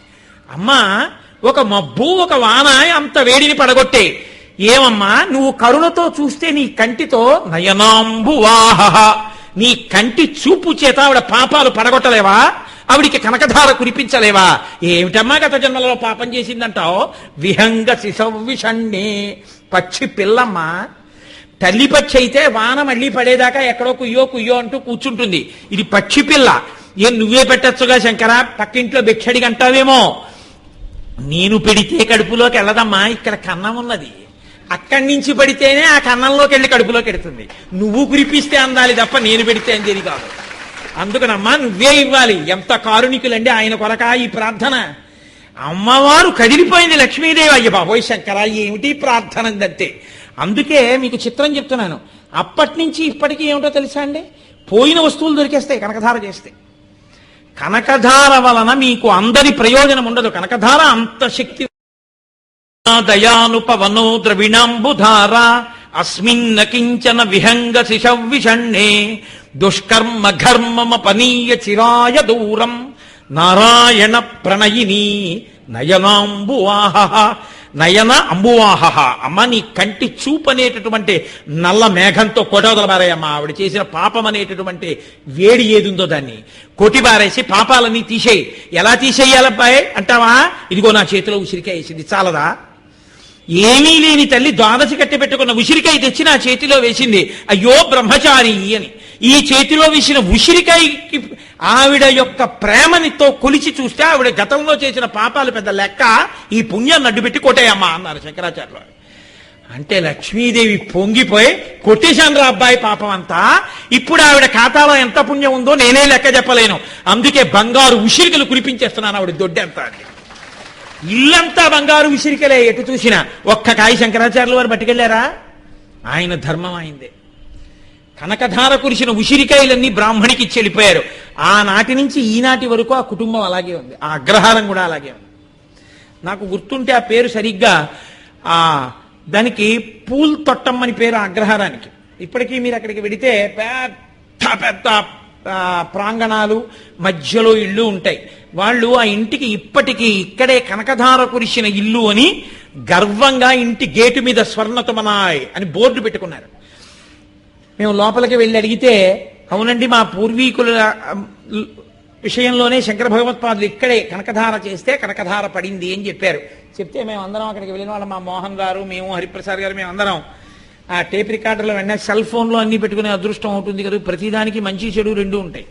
వెంటనే కనకధార పెట్టుకుని మేమందరం కూడా అక్కడ కూర్చుని కనకధార స్తోత్రం చేసుకుని పొంగిపోయి పరవశించిపోయి రోమాంచితం అయిపోయి అక్కడ మాకేదో శంకరాచార్యుల వారు కనబడిపోయినట్టు, శంకరాచార్యుల వారు కనకధార చేస్తుంటే మేము వినేసినట్టు పొంగిపోయి ఆ ఇల్లంతా ఇలా చూసి బహుశా ఆ బంగారు కాస్తోటి ఆ గోడ కట్టుంటారు అని అవన్నీ తలుచుకుని పరవశించిపోయి వచ్చేసాం. అది శంకరుల కారుణ్యం అంటే. అందుకే శంకరులంటే ఆలయం కరుణాలయం. చిన్నతనంలో శంకరాచార్యుల వారు చేసిన కనకధారా స్తోత్రంలో నిక్షేపింపబడినటువంటి భావ పరంపర ఏది ఉందో అదే మీకు శంకరుల వారి సాహిత్యం అంతా కనపడుతుంది. శంకరులు కనకధార చేస్తూ ఒక మాట అన్నారు, లక్ష్మీ నువ్వు విష్ణుపత్నివి అని ఊరుకోలేదు. గిర్దేవతేతి గరుడధ్వజ సుందరీతి శాకాంబరీతి శశిశేఖర వల్లభేతి సృష్టి స్థితి ప్రళయకేలుష సంస్థితాయై తస్మై నమస్త్రిభువనైక గురోస్తరుణ్యై. పా ఏమి శ్లోకం అండి, శంకరులకి చెల్లు. గీర్దేవతేతి బ్రహ్మగారి భార్య, గరుడధ్వజ సుందరేతి విష్ణువు యొక్క భార్య. గీర్దేవతేతి గరుడధ్వజ సుందరేతి శాకాంబరీతి శశిశేఖర వల్లభేతి. శశిశేఖర వల్లభేతి అంటే పరమశివుని యొక్క భార్య. ముగ్గురికి ముగ్గురు ఇచ్చారుగా, మరి శాకాంబరీతి ఏంటి మళ్ళీ 4? బ్రహ్మకి, విష్ణువుకి, శివుడికి భార్యల్ని చెప్పారుగా, సృష్టికర్త, స్థితికర్త, ప్రళయకర్త. మరి శాకాంబరి ఎందుకు చెప్పారు మధ్యలో? 4వ రూపాన్ని ఎందుకు చెప్పారు శంకరాచార్యుల వారు? అంటే అబ్బాయి సంపద అన్నది దాచుకున్నది కాదు, బతికున్నంత కాలం అనాయాసేన మరణం వినాదైన్యేన జీవితం. ఒకటి దగ్గర చెయ్యి చాపకుండా సుభిక్షంగా తిన్నది, వెళ్ళి చేతి నిండా గొట్టాలు పెట్టించుకు పడుకోకుండా అనాయాసంగా భగవన్నామం చెప్పుకుంటూ వదిలిపెట్టిన ఊపిరి, ఈ రెండే. అలా కడుపు నిండా తినగలిగినటువంటిదేదో అది నీవు పొంది ఉండగలిగితే అదే నీకు సంపద. అందుకే అలా ఇచ్చినదేదో అది శాకాంబరి. ఆ తల్లి ఒంటి నిండా కాయలు పళ్ళు పెట్టుకుని ఇచ్చింది. రూపాయి కట్టలు ఇంట్లో ఉన్నాయి, ఏం తింటావా? బంగారం కణికలు ఉన్నాయి, తింటావా? ఎందుకు పనికొస్తాయి అవి? పిరికితనంతో భయంతో చచ్చేట్టు చేయడానికి పనికొస్తాయి. తల్లి గర్భము నుండి ధనము తేడెవ్వడు వెళ్ళిపోయేడినాడు వెంటరాదు, లక్షాధికారైన లవణమన్నమే కాని మిరుగు బంగారంబు మింగబోడు, విత్తమార్జన చేసి విర్రవీగుటె కాని కూడపెట్టిన సొమ్ము కుడువలేడు, పొందుగా మరుగైన భూమి లోపల పెట్టి దాన ధర్మము లేక దాచి దాచి తుదకు దొంగలకిత్తురో దొరలకౌనో, తేనె జుంటీగలీయవా తెరువరులకో, భూషణ వికాస శ్రీధర్మపుర నివాస దుష్ట సంహార నరసింహ దురిత దూర అంటాడు నృసింహ శతక కర్త. దాచుకున్నదేది నీతో వచ్చేది కాదు. నీవు తినడానికి లోటు లేకుండా ఉంటే చాలు, అదే సంపద. హాయిగా ఆ సమయానికి నువ్వు వెళ్ళేటప్పటికీ సుభిక్షంగా ఉంటే చాలు. ఇంట్లోనా వండుదామంటే లేక, తిందామనుకుంటే కోసిన పండు కుళ్ళిపోతే, ఇంకా ఏమిటి నీకు బ్యాంకులో ఉన్నది? బ్యాంకులో కోట్లు, ఒంట్లో రోగం, ఏమిటి నీ సంపద? ఏమిటి నీ ఐశ్వర్యం? అది కాదు ఐశ్వర్యం. నువ్వు హాయిగా జీవించి ఉన్నంత కాలం తినగలగడం. తిన్నది కేవలం ఏదో ఆరోగ్యం కోసం ఈ శరీరాన్ని బాగా ఉంచుకోవడం కాదు. ఉంచి ఏం చేస్తావు ఆ శరీరంతో? బాగా ఉంచావు, బాగుంది, ఏం చేస్తావు దాంతో? చేసేదేమీ లేదు. ఎందుకు ఉపయోగం దానివల్ల? బాగా ఉంచడం ఎంత ప్రధానమో ఉన్న శరీరాన్ని ఈశ్వర సేవకి వాడడం అంత ప్రధానం. లేనినాడు ఏదో ఒకనాడు పడిపోతుంది. నువ్వు ఎంత దాచినా, నువ్వు కట్టుకోకుండా దాచిన పంచిని ఎలా కొట్టేయాలో పురుగులకి తెలుసు. నువ్వు 10 ఏళ్ల తర్వాత తీసిస్తే అంచు పంచండి దాచుకున్నానని 10 ఏళ్ల తర్వాత తీస్తే లోపల మడతల్లోకి చేరి కన్నాలు ఎలా పెట్టాలో పురుగులకి తెలుసు. నువ్వు ఎంత జాగ్రత్తగా శరీరాన్ని నిలబెట్టినా దీన్ని ఎలా పడగొట్టాలో మృత్యువుకి తెలుసు. కాబట్టి ఉంచడం ప్రధానం కాదు, ఉంచి వాడడం ప్రధానం. దీన్ని ఎలా వాడుతున్నావన్నది ప్రధానం. ఆరోగ్యంగా ఉన్నది ఈశ్వర సేవ కొరకు. అందుకు పనికిరాని ఆరోగ్యం కాల్చడానికే. ఎందుకది? అది నేర్చుకోవాలి. కాబట్టి కడుపుకి తినడానికి ఉన్నదేదో అది సంపద తప్ప ఎక్కడో ఉన్న నోట్ల కట్టలు నువ్వు తింటావా? భగవాన్ రమణులు ఆశ్రమంలో కూర్చునుంటే ఎవరో పట్టుకొచ్చి 2 పళ్ళు ఇచ్చారు. అలా తీసి పక్కన పెట్టారు. ఓ పెద్ద నోట్ల కట్ట అక్కడ పెట్టారు. ఆయన అన్నారు తీసేయండి అన్నారు. అంటే వచ్చిన ఆయన అన్నాడు అదేమిటంటే 2 పళ్ళు ఇచ్చుకున్నారు, ఇది తీసేయమంటారు ఏంటన్నారు. అవి తింటాను, ఇవేం చేయనన్నారు. తర్వాత పనికొస్తాయన్నారు. తర్వాత తినడానికి కావలసినవి నీలాంటి రూపంలోనే ఈశ్వరుడు మళ్ళీ తెస్తాడు. ఇవి నాకు అక్కర్లేదు, తీసేసుకోవాలి. అది పరమేశ్వరుణ్ణి నమ్ముకున్న వాళ్లకు ఉండేటటువంటి స్థితి. కాబట్టి నీకు తినడానికి ఒకళ్ళకి పెట్టాలనుకున్నప్పుడు లోటు లేకుండా ఉన్నదేదో సంపద. జబ్బడిపోయి లక్షలు ఖర్చు పెట్టి దానివల్ల బతికున్నానని చెప్పుకోవడానికి పనికొచ్చిన సంపద దేనికి పనికొచ్చినట్టు? హాయిగా ఉన్న నాళ్ళు ఉక్కు పిండంలా ఉండడం, ఊడిపోయిన నాడు అనాయాసంగా భగవన్నామని చెప్తూ శరీరాన్ని విడిచిపెట్టేయడం. వాడు ధన్యాత్ముడు. ఇది శాకాంబరి అనుగ్రహం రాబ్బాయ్, అది ఐశ్వర్యం, అది కోర్రా. గత జన్మలలో డబ్బంతా దాచిపెట్టిందిరా, ఇలా పెట్టింది లేదు. ఒంట్లో ఉన్న ఓపికంతా దాచిపెట్టింది. ఎక్కడ పాడైపోతుందో వాళ్ళు ఎక్కడ పాడైపోతుందో. గుళ్ళోకి వెళ్తారా అన్నారు అనుకోండి, ఎక్కడన్నా పడిపోతానేమో. గుళ్ళోకి వెళ్ళడు, సినిమాకి వెడతాడు. అక్కడ మాత్రం జాగ్రత్తగా టార్చ్ లైట్ వేసేవాడిని పట్టుకుని ఇప్పుడు ఇలా వేసి ఇలా చూపిస్తే, ఒకసారి లైట్ హౌస్ వాడకి చూపించినట్టు చూపిస్తే ఆ చీకట్లో తడువుకుంటూ వెళ్ళి ఇదేనా బాబు సీరోలో 16వ సీట్ అని అడిగి మొత్తం మీద అందులో కూలబడి అలా కూర్చుని 2.5 గంటలు జాగ్రత్తగా కనురెప్ప వేయకుండా దేవతాంశతో చూసి బయటకు వచ్చి తరించానంటాడు. దేవాలయానికి వెళ్ళరా శంకర జయంతి అన్నారు అనుకోండి, ఎక్కడన్నా పడిపోతే, కరెంటు పోతే, జారిపోతే, భుజం నిప్పిడితే ఉండిపోతుందా భుజం? ఉండిపోతావా నువ్వు? శరీరం ఉన్నది ఈశ్వర సేవ చేయడానికే, చేయకపోతే ఎందుకు పనికొస్తుంది? కాబట్టి ఇలా దాచుకుంది గత జన్మలలో, ఇదిగో ఈ జన్మలో దరిద్రం అనుభవించింది, ఆ బుద్ధి నువ్వు తెచ్చుకోకు.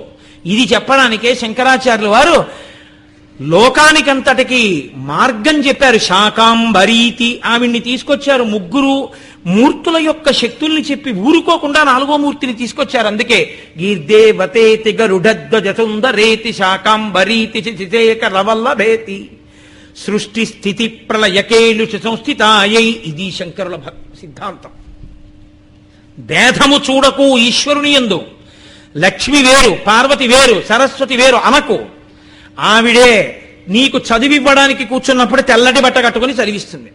ఆవిడే నీకు డబ్బులు ఇచ్చేటప్పుడు పద్మంలో కూర్చుని డబ్బులు ఇస్తుంది.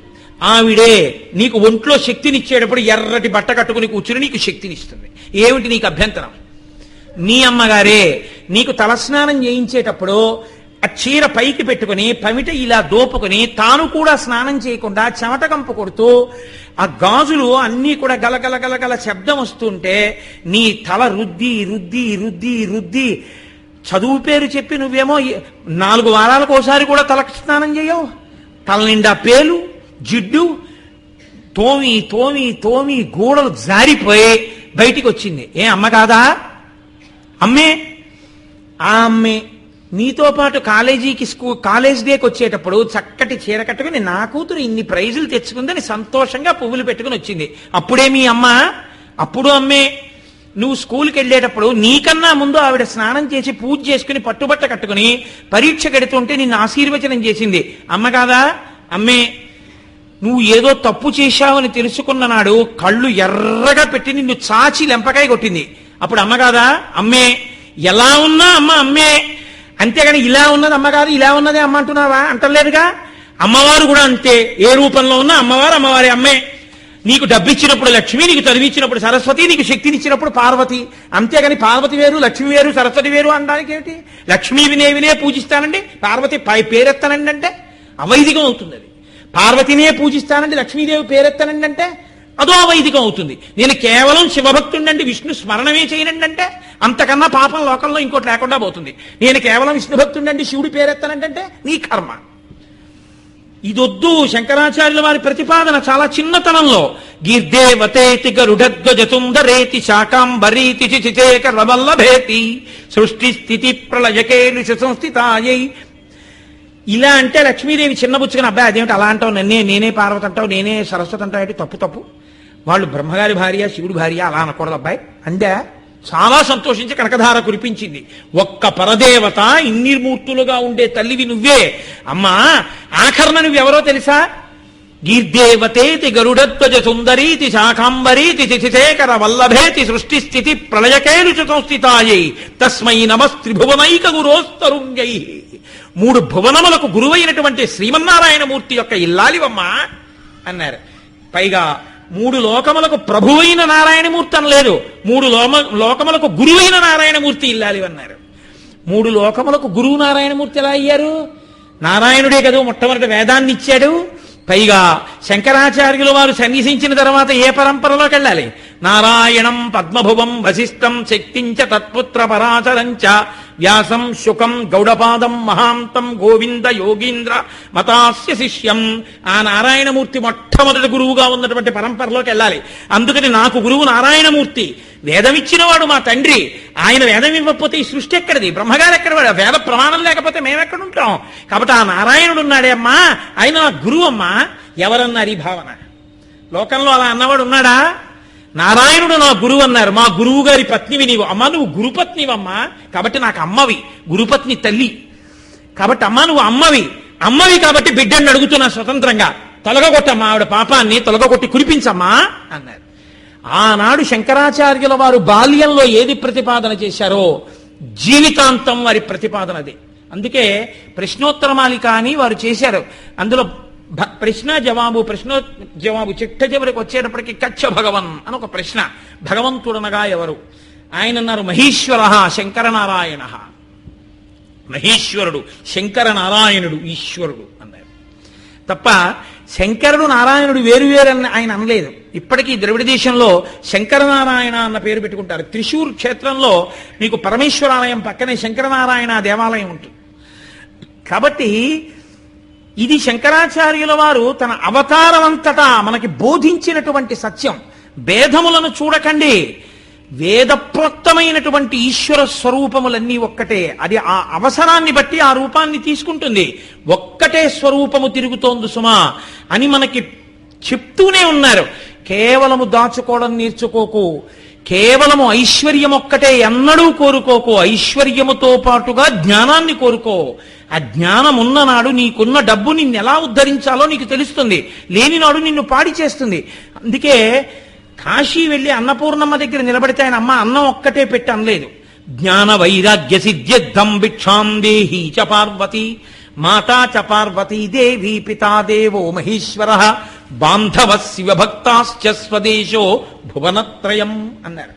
ఆయన అడిగింది, అమ్మా నాకు జ్ఞాన వైరాగ్య సిద్ధ్యర్థం భిక్షాం దేహీ చ పార్వతి, అమ్మా నాకు జ్ఞాన వైరాగ్యములు కావాలమ్మా అన్నారు. జ్ఞాన వైరాగ్యములు రాకుండా కేవలం అన్నం తినేసి ఓహో సంతోషంగా ఉన్నానని తింటూ కూర్చుంటే ఏమిటి ప్రయోజనం? ఏం ఉండదు ఆ బలానికి. తినడం కాదు, తిని బలంగా ఉండడం కాదు, బలంతో ఆరోగ్యంగా ఉండడం కాదు, ఉండి నువ్వు భగవత్ సేవ ఏం చేస్తున్నావు అది ప్రధానం. దానికి అమ్మ భక్తి కావాలి, వైరాగ్యం కావాలి, అన్నంతో పాటు నాకు అవి కూడా పెట్టమ్మా అన్నారు. శంకరులు తన జీవితం మొత్తం మీద ఆయన చేసిన స్తోత్రాలన్నింటిలో మీకు కనకధారా స్తవంలో ఆయన ప్రతిపాదించిన 2 మౌలికమైన విషయాలు ఏ ఉన్నాయో ఆ 2 మౌలికమైన విషయాల్ని ఆయన అలా కొనసాగిస్తూనే వచ్చారు. అటువంటి శంకర భగవత్పాదులు కనకధారాస్తవం చేసి బ్రాహ్మణికి అంతటి ఐశ్వర్యాన్ని కట్టపెట్టారు. వారు ఎన్ని చోట్ల ఎన్ని అవైదికమైనటువంటి మతములను ఖండన చేశారో. అందుకే శంకరావతార పరిసమాప్తి చేసేటప్పటికీ ఈ దేశంలో ఏ ఒక్కరూ సాధించలేని గొప్ప విషయాన్ని ఆయన సాధించారు. జవహర్లాల్ నెహ్రూ అంతటి వాడు ఒప్పుకున్నాడు ఆ విషయాన్ని. మిగిలిన వాళ్ళందరూ జాతీయ సమైక్యత జాతీయ సమైక్యత జాతీయ సమైక్యత అని గుండెలు బాదుకుని వేరైపోయే మాటలు చెప్తూ జాతీయ సమైక్యత అని ఉపన్యాసాలు చెప్పిన వాళ్ళే.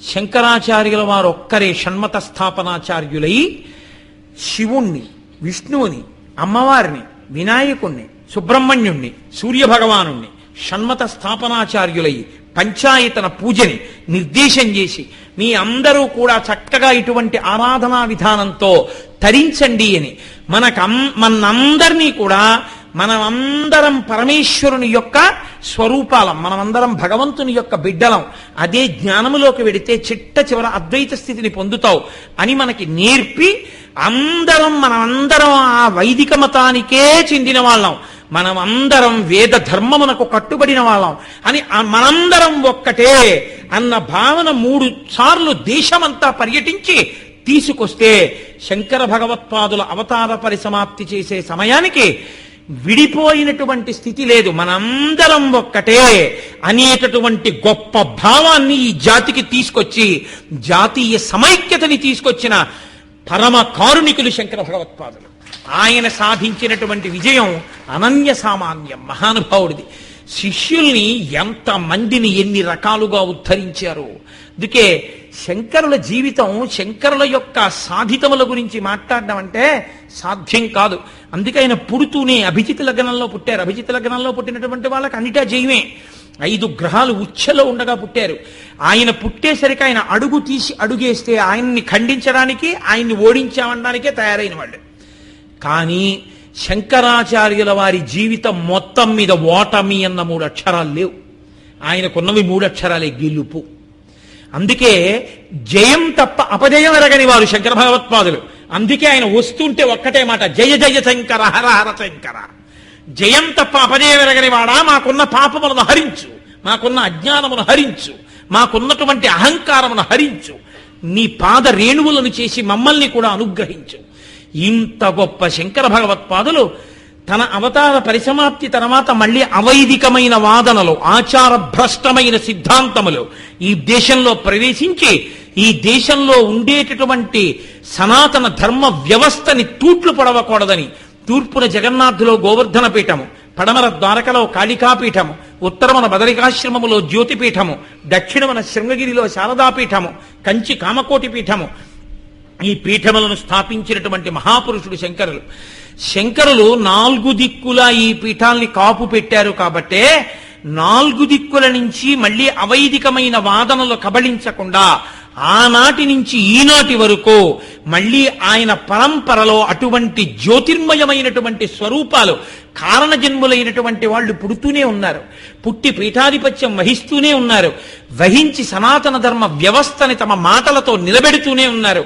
ఒక్కొక్క మాట ఎన్ని లక్షల మంది, కోట్ల మంది జీవితాల్ని మార్చిందో.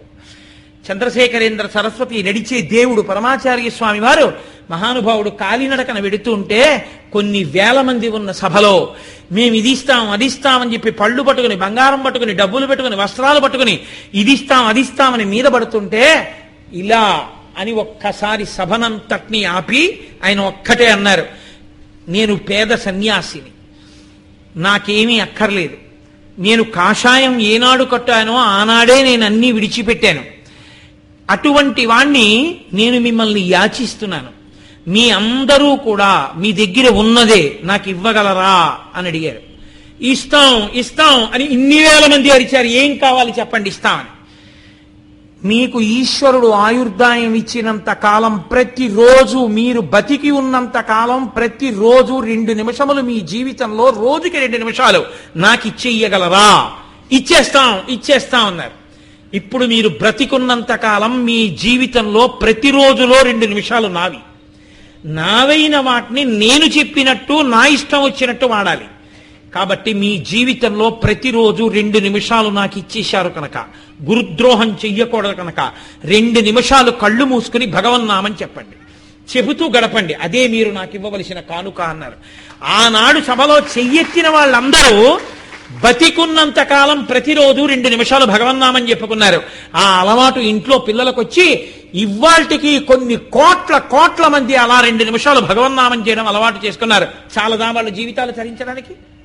అదొక్కటి పరమాచార్య అడిగి ఉండకపోతే ఆ 2 నిమిషాలు కూడా భగవద్ధ్యానం చేయకుండా పాడైపోయి ఉండేవారు కాదా? ఆ శంకర పరంపరలో వచ్చిన వారు ఎంతమంది, ఎన్ని కోట్ల మందిని ఉద్ధరించారో ఒక్కొక్క మాట చేత. అంతటి మహాపురుషులు పుట్టారు. అటువంటి 4 పీఠాలు పెట్టారు. కైలాసానికి వెళ్లి పరమశివానుగ్రహంగా శివలింగములను తీసుకొచ్చి ఒక్కొక్క చోట ఎక్కడెక్కడ శివలింగములను ఉంచాలో అక్కడక్కడ శివలింగములను ఉంచారు. నేపాల్లో ఉంచారు. అలాగే శృంగేరి పీఠంలో యోగలింగాన్ని ఉంచారు. శృంగేరి పీఠంలో భోగలింగాన్ని ఉంచారు. కామకోటి పీఠం, ఆ కంచి పట్టణంలో ఆ యోగలింగాన్ని ఉంచారు. చిట్ట చివర తన అవతార పరిసమాప్తి చేసే సమయంలో సురీశ్వరాచార్యుల వారిని పిలిచి చిట్ట చివరి శివలింగం ఇచ్చి చిదంబర క్షేత్రంలో పెట్టమన్నారు. మీరు కొంచెం జాగ్రత్తగా గమనిస్తే శంకర భగవత్పాదుల జీవితంలో ఆయనకి అత్యంత ప్రీతిపాత్రమైన ప్రదేశాలుగా 2 కనపడతాయి. ఒకటి శ్రీశైలము, 2 చిదంబరం. అసలు మీకు చిత్రం ఏంటంటే ఊళ్ళ పేర్లన్నీ రకరకాలుగా ఉంటాయి. ఏదో పర్వతాన్ని బట్టో నదిని బట్టో ఏదో ఉంటాయి. అసలు చిదంబరం లాంటి పేరు లోకంలో మీకు ఇంకెక్కడా కనపడదు. అదొక్కటే పేరు. అలాంటి పేరు ఇంకో పేరున్న ఊరు మీకు కనపడదు. ఎందుకో తెలుసా అండి? చిత్ అంబరము అంటే ఏమిటో తెలుసా? జ్ఞానాకాశము అని. అంబరం అంటే ఆకాశం, చిత్ అంటే జ్ఞానం, జ్ఞానాకాశము. జ్ఞానాకాశము అంటే అది ముక్కలవదు. జ్ఞానాకాశమే అక్కడుంది. జ్ఞానాకాశమే అక్కడుంది కాబట్టి శివుడు చిదంబరంలో శివలింగ స్వరూపంగా ఉన్నాడు. ఆయన చిదంబర రహస్యం అంటారు. కాళహస్తి రహస్యం, శ్రీశైల రహస్యం, కాశీ రహస్యం అలా ఉండవు. చిదంబరానికి ఒక్కటే రహస్యం. ఏమిటి రహస్యం అంటే ఎదురుగుండా ఉన్న గోడకి తులసిమాల వేయడం. అంతటా ఆకాశము నిండిపోయినట్టు అంతటా పరమశివుడు నిండిపోయి ఉన్నాడని నిరూపించిన జ్ఞానాకాశము పేరుగా కలిగినటువంటి క్షేత్రమే చిదంబరం. అందుకే చిదంబర క్షేత్రం మీద శంకర భగవత్పాదులకు ఒక ప్రత్యేకమైన శ్రద్ధ. అక్కడ కైలాసం నుంచి తీసుకొచ్చిన శివలింగాన్ని ఉంచారు. మహానుభావుడు ప్రస్థానత్రయం, భగవద్గీత, బ్రహ్మసూత్రాలు, ఉపనిషత్తులు, వాటికి భాష్యములను ఇచ్చారు. శివానందలహరి, సౌందర్యలహరి, ఎన్నో భుజంగ స్తోత్రాలు, ఎంతమంది దేవతల మీదో ప్రార్థనలు, ఎన్నిటినిచ్చారో, ఎన్ని ప్రాతస్మరణం స్తోత్రాలనిచ్చారో. శంకరాచార్యుల వారి సాహిత్యంలో వాటిని పక్కన పెడితే దేవతల మీద చదువుకోవడానికి స్తోత్రాలే కరువవుతాయి. అన్ని స్తోత్రాలని శంకరాచార్యుల వారు ఇచ్చారు. ఎన్ని చోట్ల తపస్సు చేశారు, భగవంతుని యొక్క సాక్షాత్కారాన్ని పొందారు. ఎన్నో చోట్ల దేవతలు ఉగ్రస్వరూపాన్ని పొందారు శంకరాచార్యుల వారి కాలంలో. ఉగ్రస్వరూపం పొందడానికి కారణం ఏమిటో తెలుసా అండి? ఒక్కటే, కొడుకంటే తండ్రి ప్రేమ లేకుండా ఉండడు. కొడుకు పుట్టినరోజున పొంగిపోతాడు, సచేల స్నానం చేస్తాడు, తాను సంపాదించింది కొడుక్కే ఇవ్వాలనుకుంటాడు. తను చచ్చిపోయినప్పుడు తన కట్టె కూడా కాలిపోయేది కొడుకు చేతిలో అగ్నిహోత్రంతో కాలిపోవాలని కోరుకుంటాడు. అటువంటి తండ్రి కొడుకు ఇంట్లోకి వస్తున్నాడు అంటే ఛీ ఆ దరిద్రుడు మొహం నేను చూడని పక్క గదిలోకి వెళ్ళిపోయాడు అనుకోండి. ఎందుకు వెళ్ళిపోతాడు తండ్రి?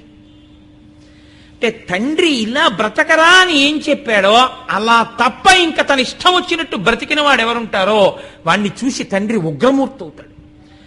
అదే ఉగ్రస్వభావాన్ని పొందడం అంటే. దేవతలు ఉగ్రస్వరూపాన్ని పొందడము అంటే వాళ్ళకి ఏదో కోపం వచ్చిందని మీరు అనుకోకూడదు. నాన్నగారికి కోపం ఎందుకు వస్తుంది? కొడుకు సరిగా ప్రవర్తించకపోతే. అవైదికమైన మార్గములలో వెళ్ళిపోవడం అన్నది జరిగితే దేవతలు ఉగ్రస్వరూపాన్ని పొందుతారు. అప్పుడు మళ్ళీ కారణజన్ముడై పరమేశ్వరుడు అవతార స్వీకారం చేసి అందరి మనసులు మార్చి మళ్ళీ వైదిక మత స్థాపనం చేసి వేద ధర్మాన్ని నిలబెట్టి వేద ప్రమాణమును నిలబెట్టిన నాడు ఈశ్వరుడు శాంతమూర్తవుతాడు.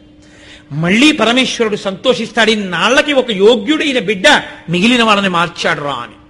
అందుకని శంకరాచార్యుల వారు ఎంతో మంది దేవతలు ఉగ్రస్వరూపాన్ని పొందితే వాళ్ళందరినీ శాంతమూర్తుల్ని చేశారు. లేనినాడు మీరు అసలు కామాక్షి దేవాలయంలోకి వెళ్ళలేరు.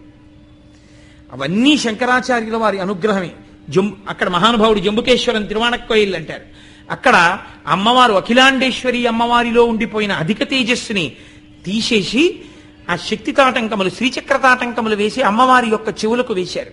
కామాక్షి అమ్మవారి ఎదురుగుండా శ్రీచక్రం వేశారు. ఎన్ని చోట్ల కుంభాభిషేకాలు, ఎన్ని చోట్ల చక్ర ప్రతిష్టలో, ఎన్ని చోట్ల శిఖర ప్రతిష్టలో, ఎన్ని భాష్యాలో, ఎన్ని ప్రకరణ గ్రంథాలో, ఎంతమందితో వాదనలో, ఎంత పర్యటనో, ఎంత క్షేత్రములో, ఎన్ని తీర్థములో, ఎంత శిష్యుల్ని అనుగ్రహించడమో, ఎంతటి యజ్ఞానాన్ని ఎంత గౌరవంగా మన్నించడమో, ఇంత చెయ్యగలిగినటువంటి కారుణ్యము ఒక్క శంకర భగవత్పాదులకు మాత్రమే చెల్లు. అది అనన్య సామాన్యము. అసలు శంకరులతో సమానమైన స్థాయిని పొందుదామన్న ఊహ కూడా దుస్సాధ్యము, వేరొకరికి సాధ్యము కాదు. అంతటి గొప్ప స్థాయి శంకర భగవత్పాదులది.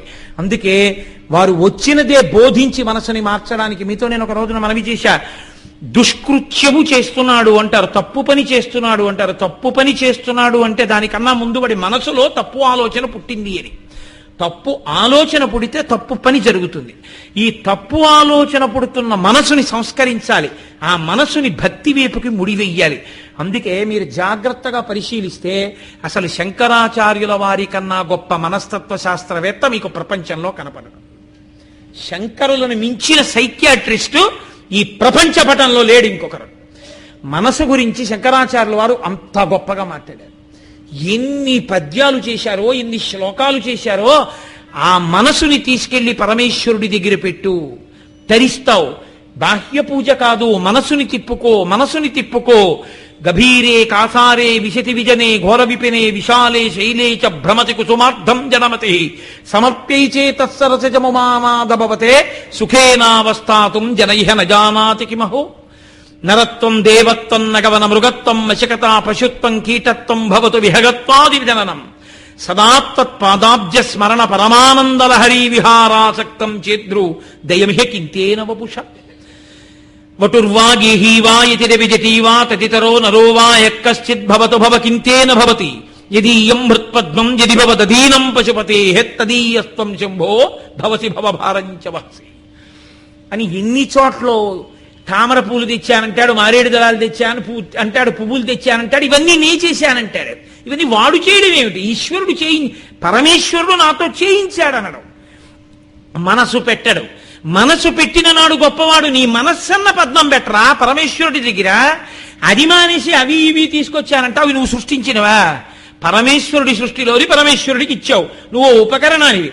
అంతేకాని కొత్తగా నువ్వు తేవడానికి నువ్వు పువ్వు వికసింపజేయగలవా? నువ్వు మారేడు దళాన్ని సృష్టించగలవా? లేకపోతే బురదలో తామర పువ్వుని పుట్టించి అందులో తేనె నిక్షేపించగలవా? ఇవి చేసిన వాడు పరమేశ్వరుడు. ఆ పరమేశ్వరుడి దగ్గర నీ మనసు పెట్టడమే పెద్ద పూజ. పరమేశ్వరుడు ఎలా చెప్పాడో అలా నడవడమే పెద్ద పూజ. అంతేకాని పూజా మందిరంలోకి వెళ్ళి పూజ చేసి బయటకు వచ్చి రాక్షసుడిగా ప్రవర్తించడం ధార్మికం కాదు. భగవంతుడు చెప్పినట్టు ప్రవర్తించేటట్టుగా నీ మనసు మార్చుకో, అది పూజ అని మనం అడగలేమని. ఉరే ఇలా అడగండ్రా అంటే మేమేమంత పాడైపోలేదని అంటామేమోనని మన బదులు ఆ తప్పులన్నీ ఆయనే తన మీద వేసుకుని తాను పాడైపోయిన వారిలా శివుణ్ణి ప్రార్థించారు. మనం కూడా ఆ శ్లోకాన్ని చదివితే అందులో నేను నేను అని ఉంది కాబట్టి మనం చదివితే మనకి అది అన్వయమై మనకి శివానుగ్రహం కలుగుతుందని. సదామోహాటవ్యాం చరతి యువతీనాం కుచగిరౌ నటత్యాజా శాఖా స్ఫటతి జడిత స్వైరమపిత కపాలిం భిక్షో మే హృదయ కపిమత్యంత చపలం దృఢా భక్త్యా బద్ధ్వా శివ భవతధీనం కురి విభో. ఎప్పుడూ దిక్కుమాల తిరుగుతూ ఉంటుంది ఈశ్వర ఈ మనసు. ఎప్పుడూ నీ పాదముల దగ్గర ఉండదు. ఎలాగో ఆది భిక్షువు కదా, భక్తి అన్న పాశాలతో అటు ఇటు తిరిగే మనసన్న కోతిని కట్టి నీతో తిప్పుకో. ఎలాగో అలా భగవంతుడి దగ్గర పెడదామని. అది చూసి గారు తరువాతి కాలంలో ధూర్జటి అనుకరించాడు. తమకం బొప్ప పరంగనాజనుల పరద్రవ్యంబులన్ మృత్యురింగ మహోద్యోగము చేయుని మనము దానింగట్టి వైరాగ్య పాశంబులన్ చుట్టి బిగించి నీ చరణస్తంభంబులన్ కట్టి బుధంబెన్నడు కల్గజేయ కదవో శ్రీకాళహస్తీశ్వర అన్నాడు. మనసు తిప్పు, మనసు తిప్పు, మనసు తిప్పు. అయ్యో ఈశ్వరా, నీ అనుగ్రహాన్ని పొందలేక నేను ఇలా పడిపోయి ఉన్నాను, దీనుణ్ణి అని అనరా అంటే, నేను దీనుణ్ణి ఏమిటండి, నేను చెయ్యని పూజే ఉందంటాడని శంకరాచార్యులు వారు తన మీద పెట్టుకున్నారు. దృశాద్రహీయస్యాదరదలిత నీలొత్తలు రుచాదవీయంసం దీనం స్నపయ కృపయా మమపి శివే అనేనాయం ధన్యో భవతి నచతే హనిరియత వనేవా హర్మ్యేవా సమకర నిపాతో హిమకర. మాం అపి, అమ్మా ఎక్కడో ఉండిపోయానమ్మా కేరళలో, నువ్వేమో ఎక్కడో ఉత్తర భారతదేశంలో హిమాలయ పర్వతాల మీద కైలాసంలో ఉన్నావమ్మా. అమ్మా పాడైపోయానమ్మా, నీ దృష్టి నా మీద పడాలమ్మా. అలా ఇలా కాదు పడ్డం, ఒక్కసారి ఆ కన్నుల దృష్టి నిలబెట్టి నీ దయామృత వృష్టి చేత నన్ను తడిపేయి తల్లి, అప్పుడు బాగుపడతానన్నారు. శంకరులదా కర్మ. మామపి, నన్ను కూడా అని శంకరాచార్యులు వారు అనాలా? ఉరే అనరా అంటే మనం అనమని ఆయన తన మీద పెట్టుకుని మాం అపి అన్నారు. మనం ఆ శ్లోకం జరిగితే కనీసం అప్పుడు మన మీద కూడా వర్షిస్తుందని. కలెక్టర్ గారికి 2 ఎకరాల భూమి ఇమ్మని దరఖాస్తు పెట్టుకోవడం రానివాడు చదువుకున్న వాడి చేత రాయించుకుని వేలిముద్ర వేసినంత మాత్రాన 2 ఎకరాల భూమి కలెక్టర్ గారు రాయని వాడికి ఇచ్చేసినట్టు, రాసిన వాడికి ఇస్తారా, వేలిముద్ర వేసిన వాడికి ఇస్తారా? వేలిముద్ర వేసిన వాడికి ఇస్తారు. అలా ఉరే నీకు చెప్పడం కూడా చేత కాదు, వేలిముద్రయి.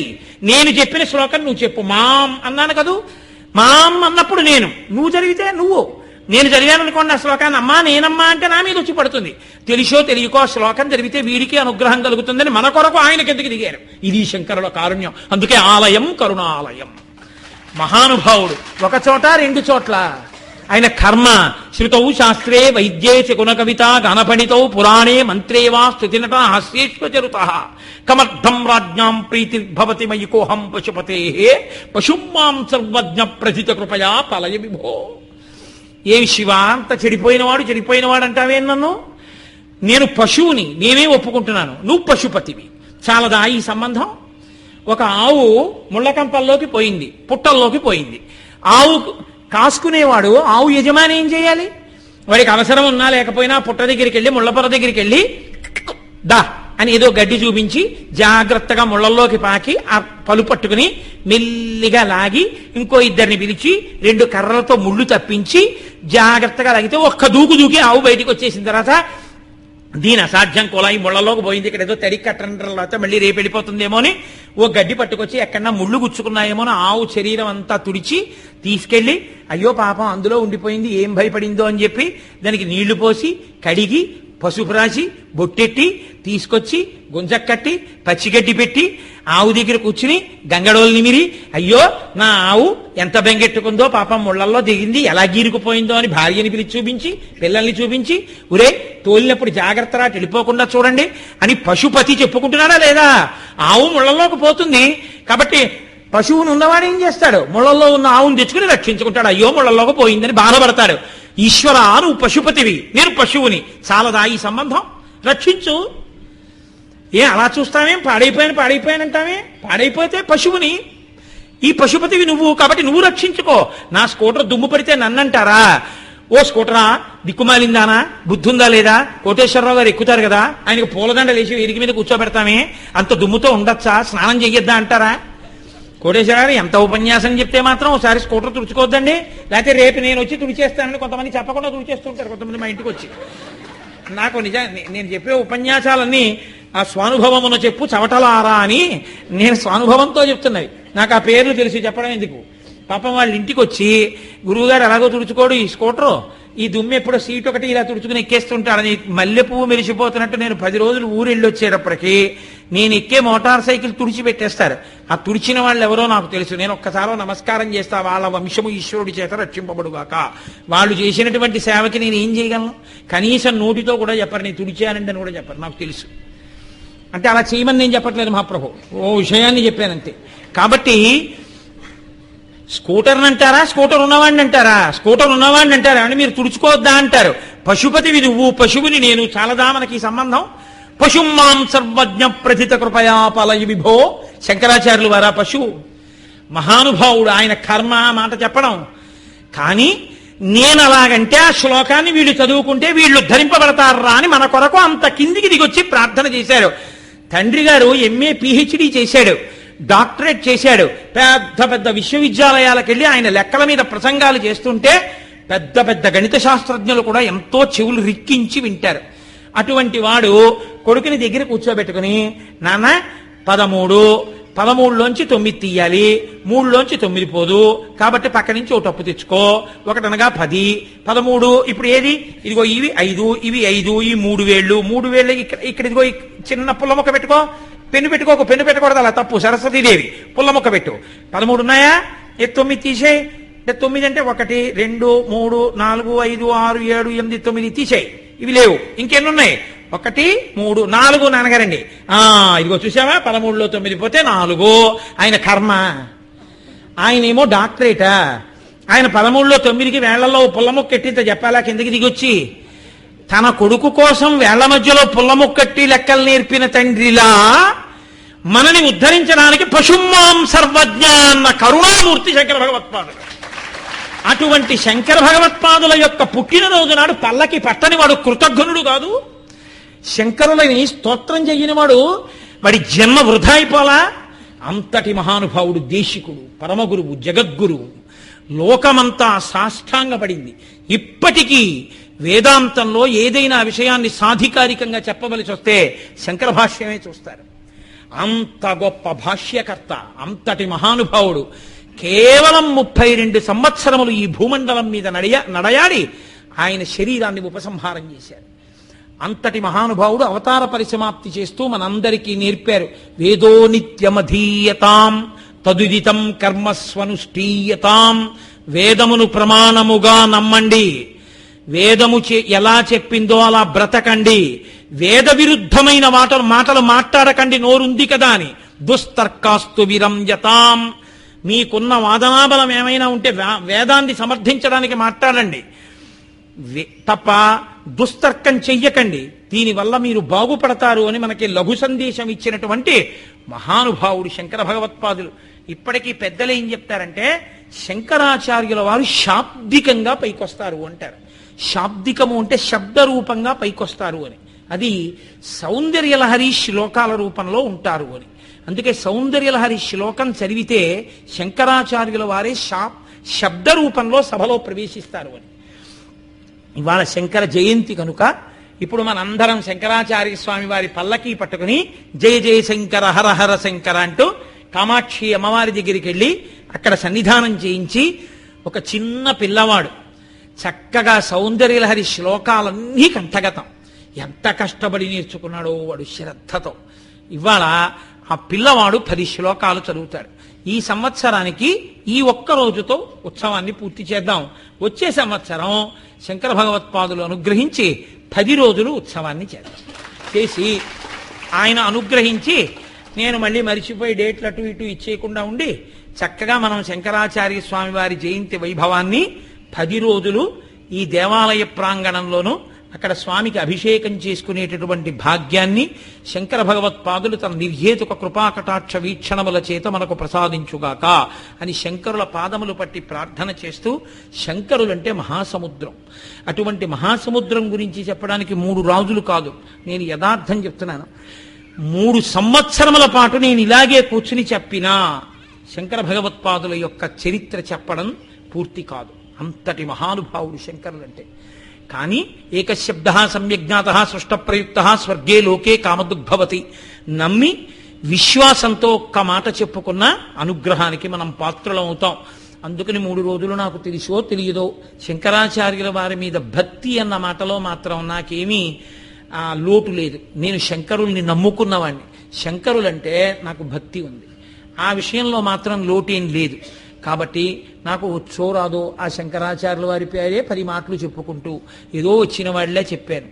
అన్నీ తెలుసున్నా ఏమీ తెలియని వారిలా శంకరులు చెప్పిన వినయం పూర్తిగా ఉన్నవారు కాబట్టి మీ అందరూ పోన్లే ఏదో శంకరుల గురించి చెప్తున్నాడు కదా పాపం అని తెలియని వాళ్ళల్లా విన్నారు. మీ అందరూ విన్నందుకు మీ అందరికీ నా కృతజ్ఞతాభివందనములను ఆవిష్కరిస్తూ ఇక్కడితో నా ప్రసంగం పూర్తి చేసి, మంగళం చెప్పిన తరువాత తోటకాష్టకంతో ఇవాళ శంకర భగవత్పాదులకి నమస్కారం చెయ్యాలి.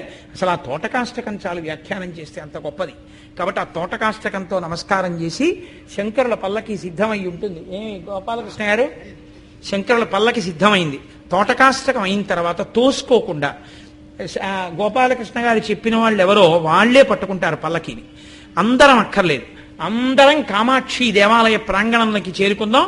శంకరుల్ని కూర్చోపెట్టి ఆ పిల్లవాడు సౌందర్యలహరి శ్లోకాలు చదువుతాడు. కాబట్టి ఇప్పుడు నేను మంగళం చెప్పాక తోటకాష్టకం. మంగళాశాసనపరై మదాచార్య పురోగమై సర్వైశ్చ పూర్వైరాచార్యై సత్కృతాయాస్తు మంగళం.